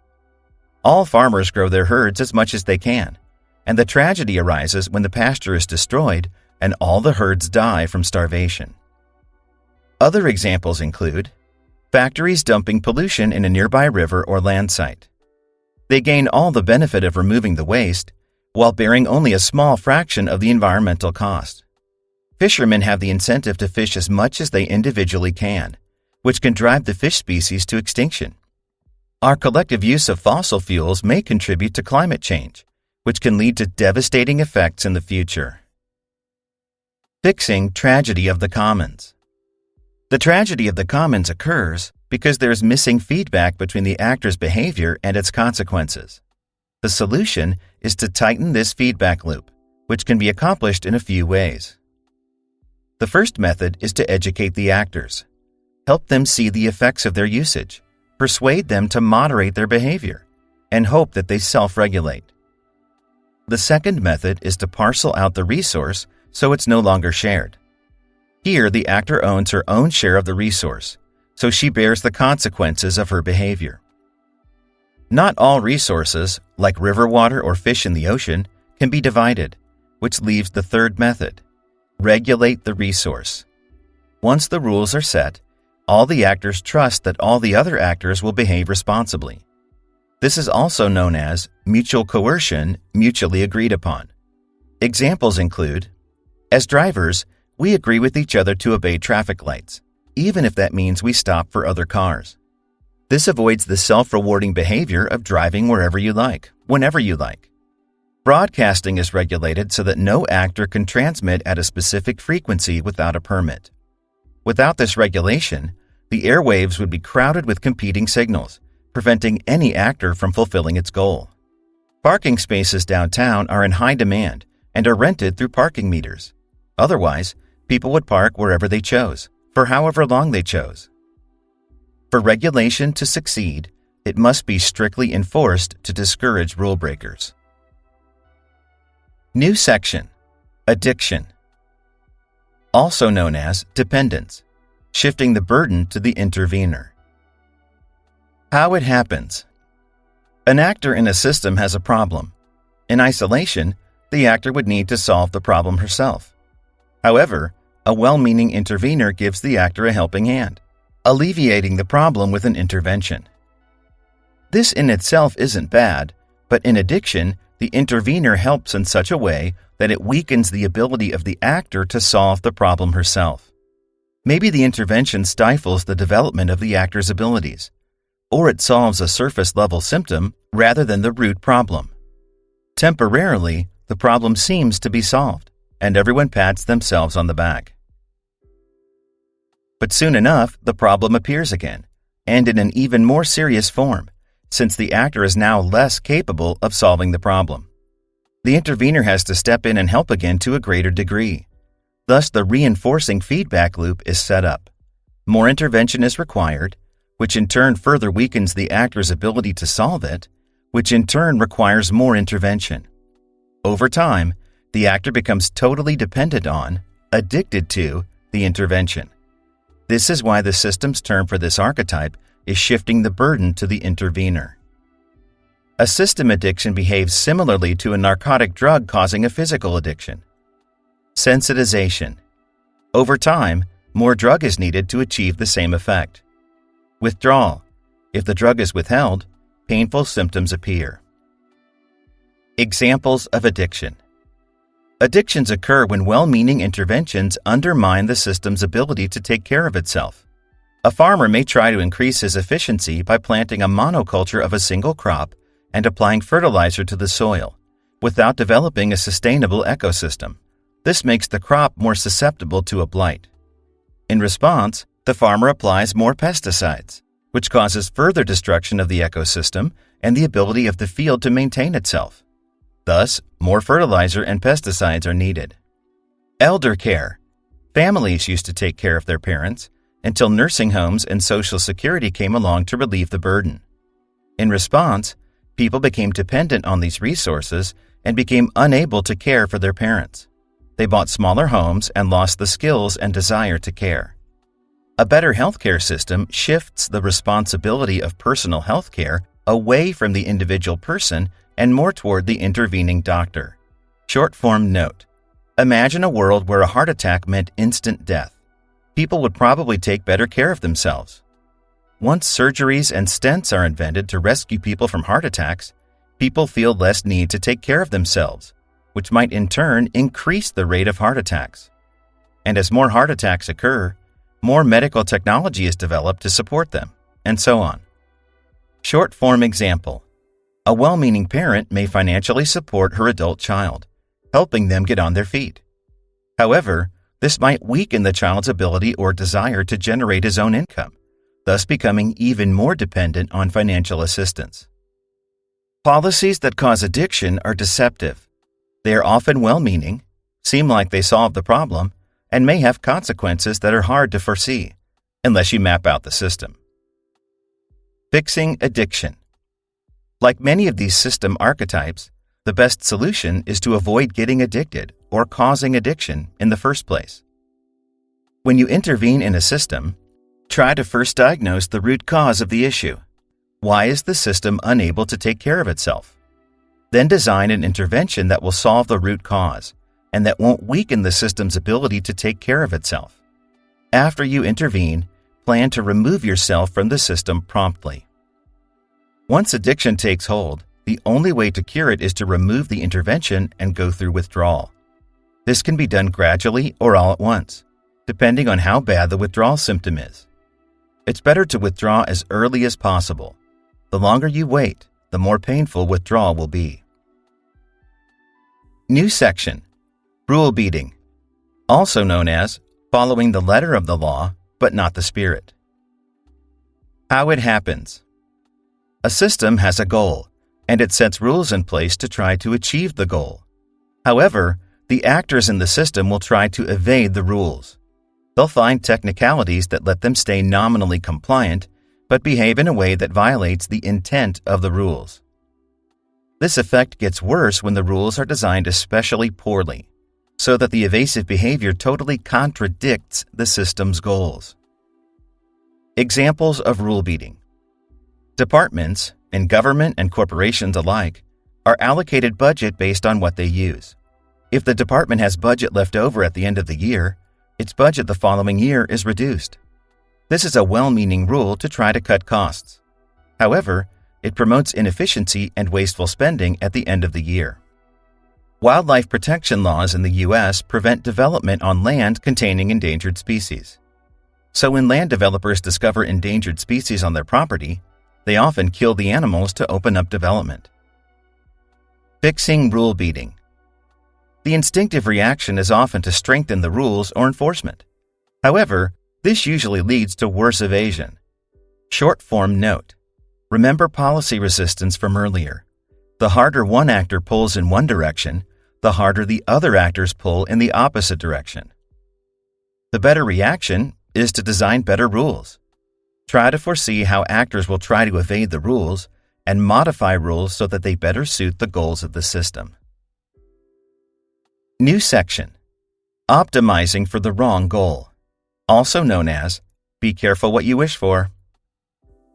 How it happens. Optimizing for the wrong goal is the conceptual opposite of rule beating. Here, a goal is defined incompletely or inaccurately, so that progress toward the goal doesn't lead to the desired result.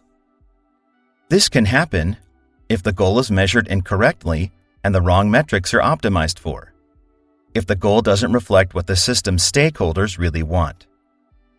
A system is often so good at achieving its goal that it can march steadily toward that goal before anyone realizes they never wanted that goal in the first place. Examples of optimizing for the wrong goal. A common theme is confusing motion with progress.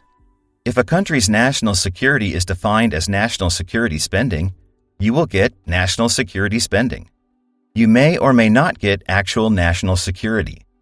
In fact, national security might be worse, since the defense spending detracts from investment elsewhere. If education is defined as standardized test results, you'll get standardized test results. You may or may not actually get an educated population. Gross national product.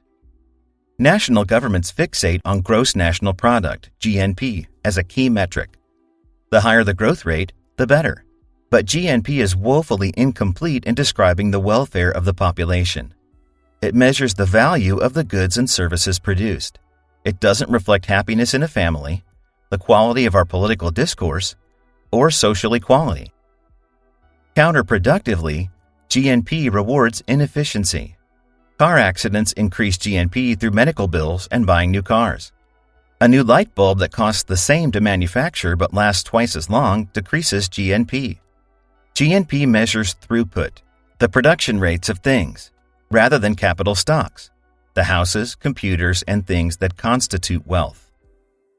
Imagine a world where instead of competing for GNP, countries competed for the highest ratio of capital stocks to throughput, rewarding efficiency, or for the highest healthy life expectancy. Fixing the wrong goal. Create goals that lead to the intended result. Choose indicators that show the welfare of the system, not a narrow slice of its output. Don't confuse motion with progress. Part 3. Changing Systems. Chapter 6. 12 Leverage Points. Leverage points are places to intervene in a system. It's important to 1. Find the right leverage point, and 2. Push it in the right direction. Counterintuitively, people often find a good leverage point but push it in the wrong direction. Remember the car lot, when reducing delays actually worsened the oscillations. The author presents 12 leverage points in order of increasing effectiveness. Short-form notes on leverage points. Before we dive in, some themes to keep in mind.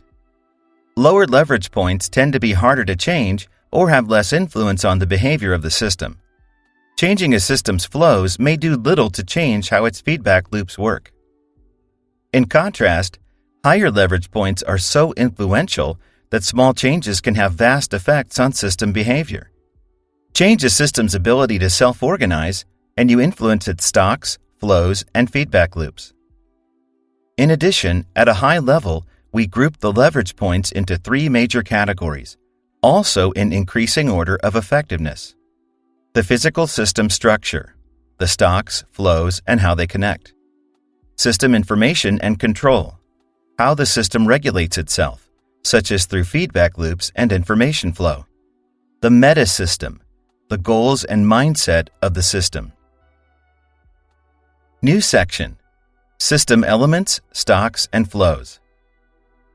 12. Parameters. Parameters are numbers described in the system. These include the level of the stock, the quantity of the flows, and more generally, it includes swapping individual elements in the same system. We spend the vast majority of our time worrying about parameters, but the author argues this is definitively the least effective place to intervene. For example, when concerned about the national debt, politicians spend much of their time negotiating incremental changes to budgets and tax rates. Yet the national debt continues growing, regardless of who's in power. The Federal Reserve tinkers with interest rates, but this hasn't ever stopped economic cycles from happening. Adjusting parameters doesn't work well because there are stronger system effects at play, such as feedback loops, incentive structures, and delays. If a system is described by a runaway loop, tweaking linear parameters does not meaningfully change the system's behavior. A minority of parameters can become effective leverage points when they affect higher leverage points in the list, such as the growth rate in a reinforcing feedback loop or the time delay. But the author argues these are rarer than most people think. 11. Stocks. We've learned that stocks are buffers that can stabilize the system over fluctuating flow rates. Your bank account is a stock of money that helps you withstand volatility in your income and expenses. Changing the stock changes the behavior of the system. You can stabilize a system by increasing the stock, but this comes at the cost of efficiency. Larger stocks cost more to build or maintain. In contrast, you can increase efficiency by decreasing the stock, but this comes at the cost of lower robustness. For example, just-in-time manufacturing decreases the size of the inventory while relying on more frequent deliveries. This makes it more agile to shifting customer demand, but makes it more vulnerable to supply disruptions. Stocks can be effective leverage points, but they are often slow to change, especially when they're physical in nature. Once a dam is constructed, the stock capacity is fixed. It would take a lot of effort to change the stock. 10. Stock and flow structure. Changing the stock and flow structure means changing which flows are connected to which stocks. This can change the behavior of the system. In constructing new highways, roads, and parking lots, urban planners reconfigure how traffic flows the stock and flow structure. Short-form example. A government could change how money flows. Currently, it receives taxation from citizens and allocates budget to departments, which then returns to citizens.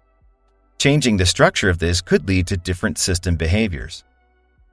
However, the stock and flow structure is hard to change once it's set, especially if it's physical. It's better to design it well first, understand the structure's limitations, and prevent fluctuations that exceed the structure's capacity. 9. Delays. As we've seen, delays in feedback loops tend to cause oscillations. In turn, oscillations worsen the effectiveness of your decisions because you're making decisions with delayed information. Furthermore, the results of your actions are delayed. By the time your actions have results, the situation may have changed so that your actions have become inappropriate. Changing the length of delays affects system behavior. Delays that are too short cause overreaction, leading to higher frequency oscillations. Delays set just right can dampen oscillations and introduce stability. Delays that are too long can lead to exploding oscillations or push a system past a breaking point beyond which it cannot return, such as overfishing to extinction. Changing delays can cause big changes to system behavior. Just make sure you change delays in the right direction. Decreasing delays may seem intuitively good, but they can lead to unwanted overreactions. However, many delays can't be changed. A baby takes a certain number of years to grow to become an adult. Fish can only reproduce so quickly. In these cases, you'll need to intervene elsewhere in the system. New section: System Information and Control. This category of leverage points moves from the concrete layer of the system's physical structure to a higher layer of information and control. 8. Balancing feedback loops. A balancing feedback loop keeps a stock at a set point. It can be broken down into components and parameters: the speed and accuracy of monitoring, the speed and intensity of the response, the flows by which the response achieves its goal. Each of these can be leverage points for changing how the balancing feedback loop works. The balancing feedback loop should be designed to be strong enough to regulate whatever it's regulating. If the feedback loop is too weak for the system changes, it will fail to keep the stock at its desired set point. The economic market uses price transparency to route resources to where they are most effective. However, obfuscation of prices can distort markets, as when governments provide subsidies or externalities like pollution are not priced in. Balancing feedback loops can restore transparency, such as reducing subsidies and regulating pollution. In a well-functioning democracy, voters act as a balancing feedback loop. If the government behaves in unwanted ways, the voters vote new people into office. This requires information transparency between the government and the voters. Obfuscating information, such as in private lobbying and government secrecy, weakens this feedback loop. In contrast, transparency laws such as the Freedom of Information Act strengthen the feedback loop. It's also common to ignore the value of balancing feedback loops and to remove seemingly unnecessary ones. Some loops exist to protect against rare emergency cases and may rarely or never be activated. Thus, they might seem useless. Removing these can be a grave mistake, analogous to removing emergency shutdown systems in nuclear power points. A system may have multiple feedback loops operating at different timelines and under different conditions, and they may all be necessary to ensure a resilient system. 7. Reinforcing feedback loops. Reinforcing feedback loops grow exponentially. Left unchecked, they can cause serious, irreversible damage. The leverage point for reinforcing feedback loops is its gain, or its growth rate. Often, reinforcing feedback loops are countered by balancing feedback loops. An intuitive response to controlling a reinforcing feedback loop is to strengthen the balancing feedback loop. But it's often easier to simply reduce the growth rate of the reinforcing feedback loop to keep it more manageable. Economic growth and population growth are both reinforcing feedback loops. As they accelerate, they can cause worsening problems of poverty, inequality, and resource scarcity. Rather than strengthen the balancing feedback loops, such as welfare systems and technology, the author argues that slowing growth rates would be more effective. Short-form example. In the COVID-19 pandemic, rather than counter a fast infection rate by building up medical supplies, it was more effective to reduce the growth rate in cases through social distancing. 6. Information flow. In a system, decisions and well-functioning feedback loops often require information. The car lot manager requires information about current inventory. A democracy requires information about the government for voters. In contrast, missing information can lead to system malfunction. People without information cannot make decisions to meet the system goals. The leverage point is then to provide the right information in the right form. Individual fishermen may not have enough information to prevent them from overfishing to extinction. Pricing isn't enough feedback. Prices actually increase as the fish get more scarce, causing even more fishing. Instead, fishermen need information about the fish population, as well as information about how the population affects their long-term livelihood. Industrial polluters might dump waste into a river, which carries it downstream. The polluter thus lacks the information about the effects of its population. Consider instead if the polluter were forced to drink water downstream of itself. Create new information flows, and you can create new powerful feedback loops that can keep the system functioning and resilient. 5. System rules. A system's rules define its boundaries. These include national constitutions, laws, incentives, punishments, and contracts. In a well-functioning system, good rules are set that achieve the system's goals. Recall from the last chapter that bad rules invite counterproductive evasion or cause actors to chase the wrong goal. Changing the rules can dramatically change behavior. Imagine a university where the teachers pay the students to attend class. Imagine a nation that suppressed the constitutional right to free speech. To figure out why a system is dysfunctional, look at who's setting the rules. The rules may be self-serving and contradictory to the purported goals of the system. The author was skeptical of the global trade system, since the rules were designed by corporations for their own benefit. Nations would instead compete with each other at a pricing race to the bottom to attract foreign investment. New section: the meta system. Beyond the system's information and control layer, how it regulates itself, is an even higher level of abstraction, how a system defines its purpose and changes its purpose. 4. Self-organization. Self-organization is the ability of a system to change itself and possibly reinvent itself. This leads to impressive resilience, as the system can adapt to changing circumstances. It's also more powerful than any leverage point we've discussed so far, because a self-organizing system can improve its rules, information flow, and feedback loops. As previously explained, vastly complex self-organization can result from a few simple rules. Biological evolution results from 1. The encoding of life in DNA, 2. The ability to generate mutations in DNA, and 3. the pressure of natural selection to select for the more successful mutations. Likewise, human technology develops with 1. The knowledge of existing science and technology, 2. The human creativity that generates new innovations, and 3.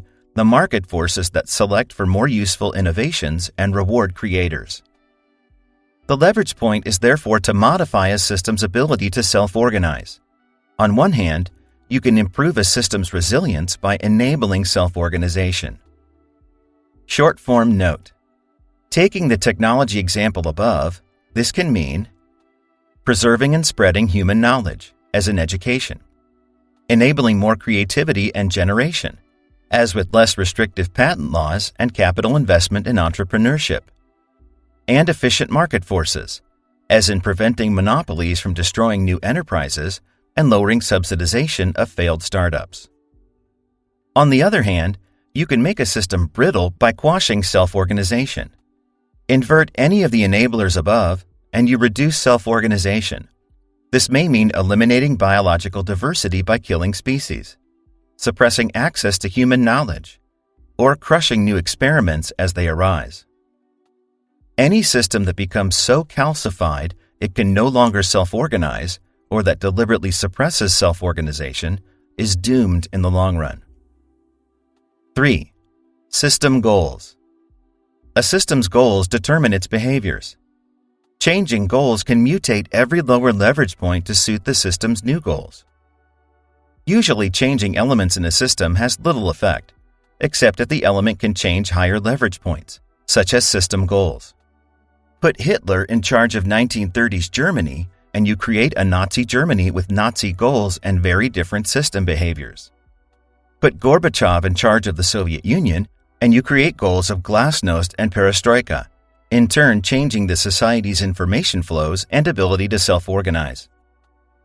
Therefore, the author argues that any technology or system isn't inherently good or bad. It depends on the goals of who's using it. 2. System paradigm.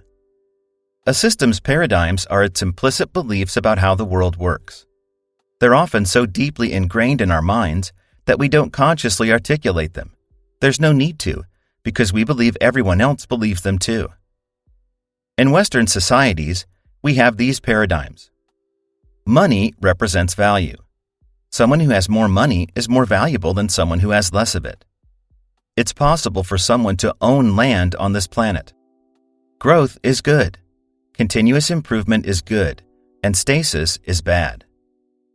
These paradigms are so natural we don't often think about them, yet they govern much of what we do. These paradigms drive every lower leverage point, the system goals, the information flows, and so on. These paradigms govern how we set up rules around property ownership, how we set up systems for social welfare, and how we reward system actors that produce growth. Yet these paradigms can be completely foreign to other societies, either traditional societies that exist today or historical ones from just thousands of years ago. It can seem harder to change system paradigms than stocks and flows. But a single person with a single idea can generate a paradigm change, which can in turn overturn the entire system. Copernicus introduced the paradigm that the Earth orbits the Sun, and that we weren't the center of the universe. This in turn strengthened the societal influence of science and weakened that of religion. Adam Smith introduced the paradigm that countless individual actors acting in selfish motives can create a surprisingly functioning economy. This in turn strengthened the role of free markets and weakened that of top-down control. Outside of the originator of the paradigm, getting a whole system to shift a paradigm can take considerable time and effort. But ultimately, a paradigm shift can completely revolutionize every element of a system. 1. Transcending paradigms. The highest leverage point, even beyond system paradigms, is to free yourself from fixed paradigms. A paradigm is just an idea. No paradigm is absolute truth, and it contains just a small slice of understanding an endlessly complex universe. To transcend paradigms is to prevent yourself from being fixed to any particular paradigm, and to be flexible. Ironically, the idea that there is no true paradigm is itself a paradigm, and the author finds this hilarious. To let go of paradigms is to be comfortable with not knowing, not having certainty. This is empowering. If you are no longer enslaved by paradigms, then you can choose whichever one you please, or none at all. New section. Notes on using leverage points. These 12 leverage points are just a guideline. The exact order is less important than which leverage points are more or less changeable in the system you're studying. Understanding leverage points in theory is just the beginning. Now you need to deeply analyze a system, understand its structure, its rules, its paradigms, to begin to know where you can push and prod. To get an accurate understanding, you may need to discard your own prior assumptions and paradigms about how the world works. Chapter 7. Improving as a System Thinker. Learning to think in systems is a lifelong process.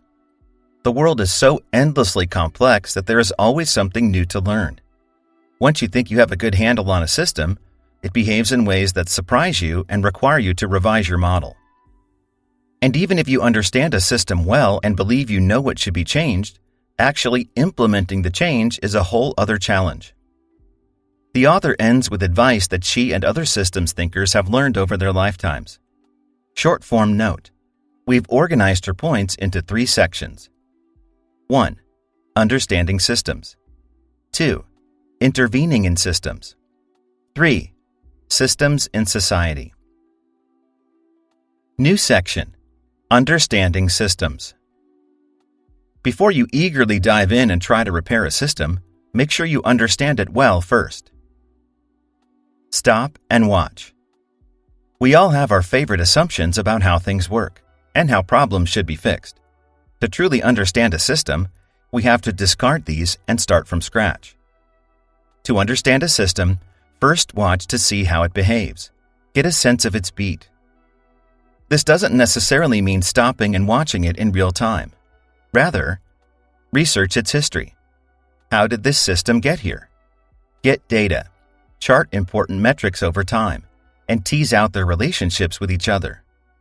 Ask people in the system what's happened, while being wary of accepting anyone's beliefs too quickly. Ask questions. What's working well in the system? What's working poorly? Appreciate the unquantifiables. Our modern industrial society obsesses over things that are quantifiable. Find how to express things in numbers, then make the good numbers go up. Short form note. This is another paradigm we tend to accept without thinking about it. In your system model, don't ignore the unquantifiables. These might drive actors in the system as strongly as the quantifiables, and omitting them will lead to an incomplete model.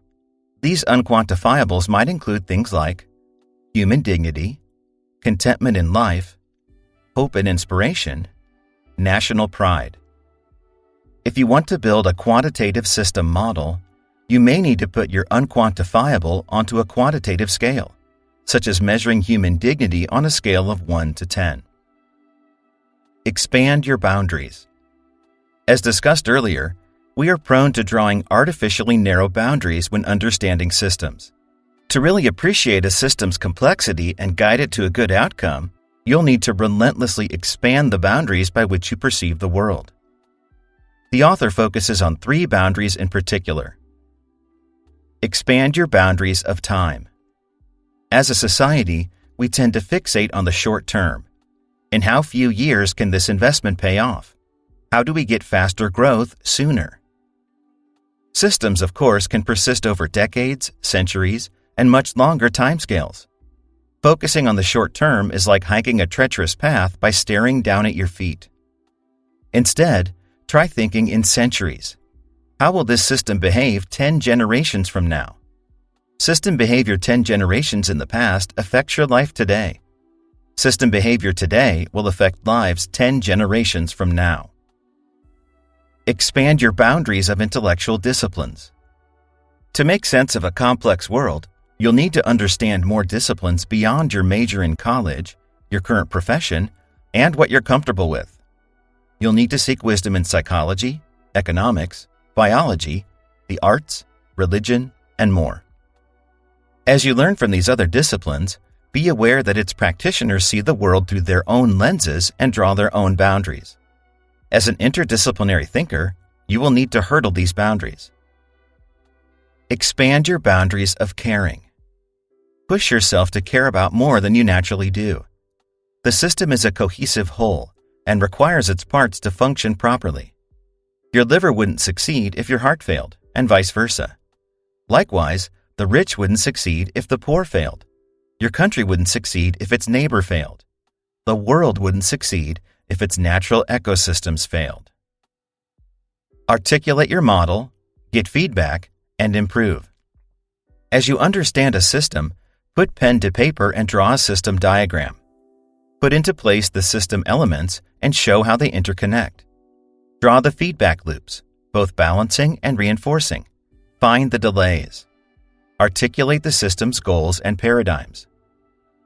Drawing your system diagram makes explicit your assumptions about the system and how it works. Next, expose this model to other credible people and invite their feedback. They will question your assumptions and push you to improve your understanding. You will have to admit your mistakes, redraw your model, and this trains your mental flexibility. You will get many contradictory ideas. Be able to hold these in your head at the same time, rather than fixating on your favorite one. Rule out ideas only until you have enough evidence to do so. Understand the limits of understanding. The allure of systems thinking is to gain a superpower to predict the world and to control it. Believing this is a great mistake. The world is complex, and many parts of it elude understanding. But you can still play a role. You can't predict a system exactly, but you can guide it to a good direction. You can't control a system, but you can influence its design and evolution. The author describes this as dancing with the system. New section: Intervening in Systems. For many systems thinkers, the goal of understanding a system is to fix a problem or make it work better. But even if you understand a system and believe you know the best intervention for it, actually implementing that change is another, possibly greater challenge. Question the intervention to the deepest layers. When probing a system and investigating why interventions don't work, you may bring up deep questions of human existence. For example, you might think, if these boneheads were only to open their eyes and accept this data, then they'd see the value of the solution, and we could fix the system. But this raises deeper questions. How does anyone process the data they receive? How do people view the same information through different cognitive filters? Why can the same data lead to two completely different conclusions from two different people? Likewise, you may think a system needs to reorient its values. But where do values come from? Why does someone arrive at the values they have? Why does it seem easier to orient around quantitative values than qualitative ones? Social systems are driven by deep human needs and emotions, and that's why they can be so resistant to change. This complexity can be maddening, but understanding it is necessary to appreciating why systems fail and how to improve them. Empower the system to do more internally. As an intervener, resist the tendency to bring in outside solutions that cripple the system's ability to take care of itself. This is the system trap of addiction. Instead, try to empower the system to do more internally, to solve its own problems. For instance, to nurture a developing economy, don't bring in foreign corporations to build factories to create jobs.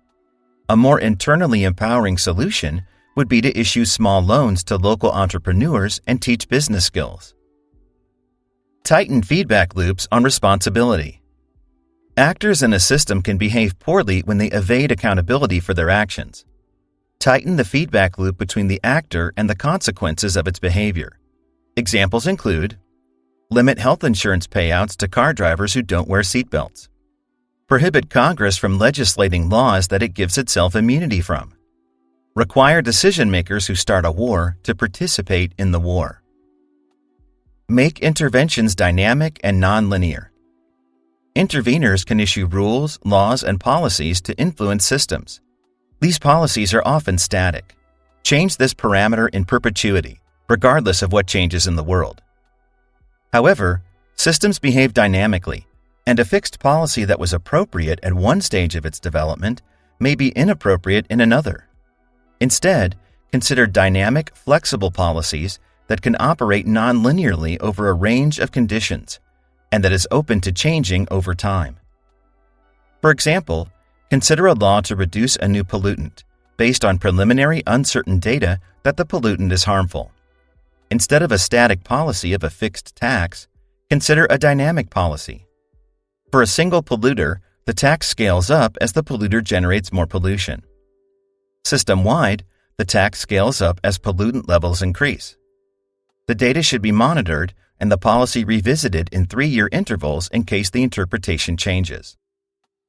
With a dynamic policy like this, the policy can continue to achieve its goal even if the situation turns out to be better or worse than currently understood. New section: Systems in Society. More generally, systems thinking can be applied at a societal level to improve how people think and behave. Talk in systems terms. The language we use affects our thinking, and how we think affects how we behave. If we use systems terms in our discussions, we can make everyone a better systems thinker. For example, we use the terms productivity and growth pervasively. In contrast, we talk much less often about resiliency, feedback loops, and self-organization. You can see how using these terms can make us aware of systems, which can in turn guide us to improve the ones we belong to. Make information transparent. Information is vital in making good decisions. Bad system behavior can result with delayed, biased, or hidden information. In contrast, presenting accurate, transparent information can cause magical changes. The author notes that in the 1980s, a new U.S. law required companies to report their level of pollutions. Reporters then published lists of top local polluters. Within a few years, reported pollution decreased by 40%. This was done not through stringent penalties or enforcement, but merely by opening access to information. Information is power. Be aware of who controls the information and how they may mold it to suit their own purposes. Maintain moral standards. We previously learned about the system trap of progressively declining standards, where the standards bar is pegged to recent performance, and so the bar can slip progressively lower. The author notes that society's morals are caught in this vicious cycle. Bad behavior might be shocking at first, but it goes unpunished, and over time we become desensitized. Elected politicians act immorally, and we aren't surprised any longer by scandals. Pessimism and angry tirades abound in our media. Optimism, idealism, and earnest collaboration are ridiculed. Instead, we should maintain absolute moral standards and refuse to let them slip. The further our society deviates from these standards, the harder we should push to recover.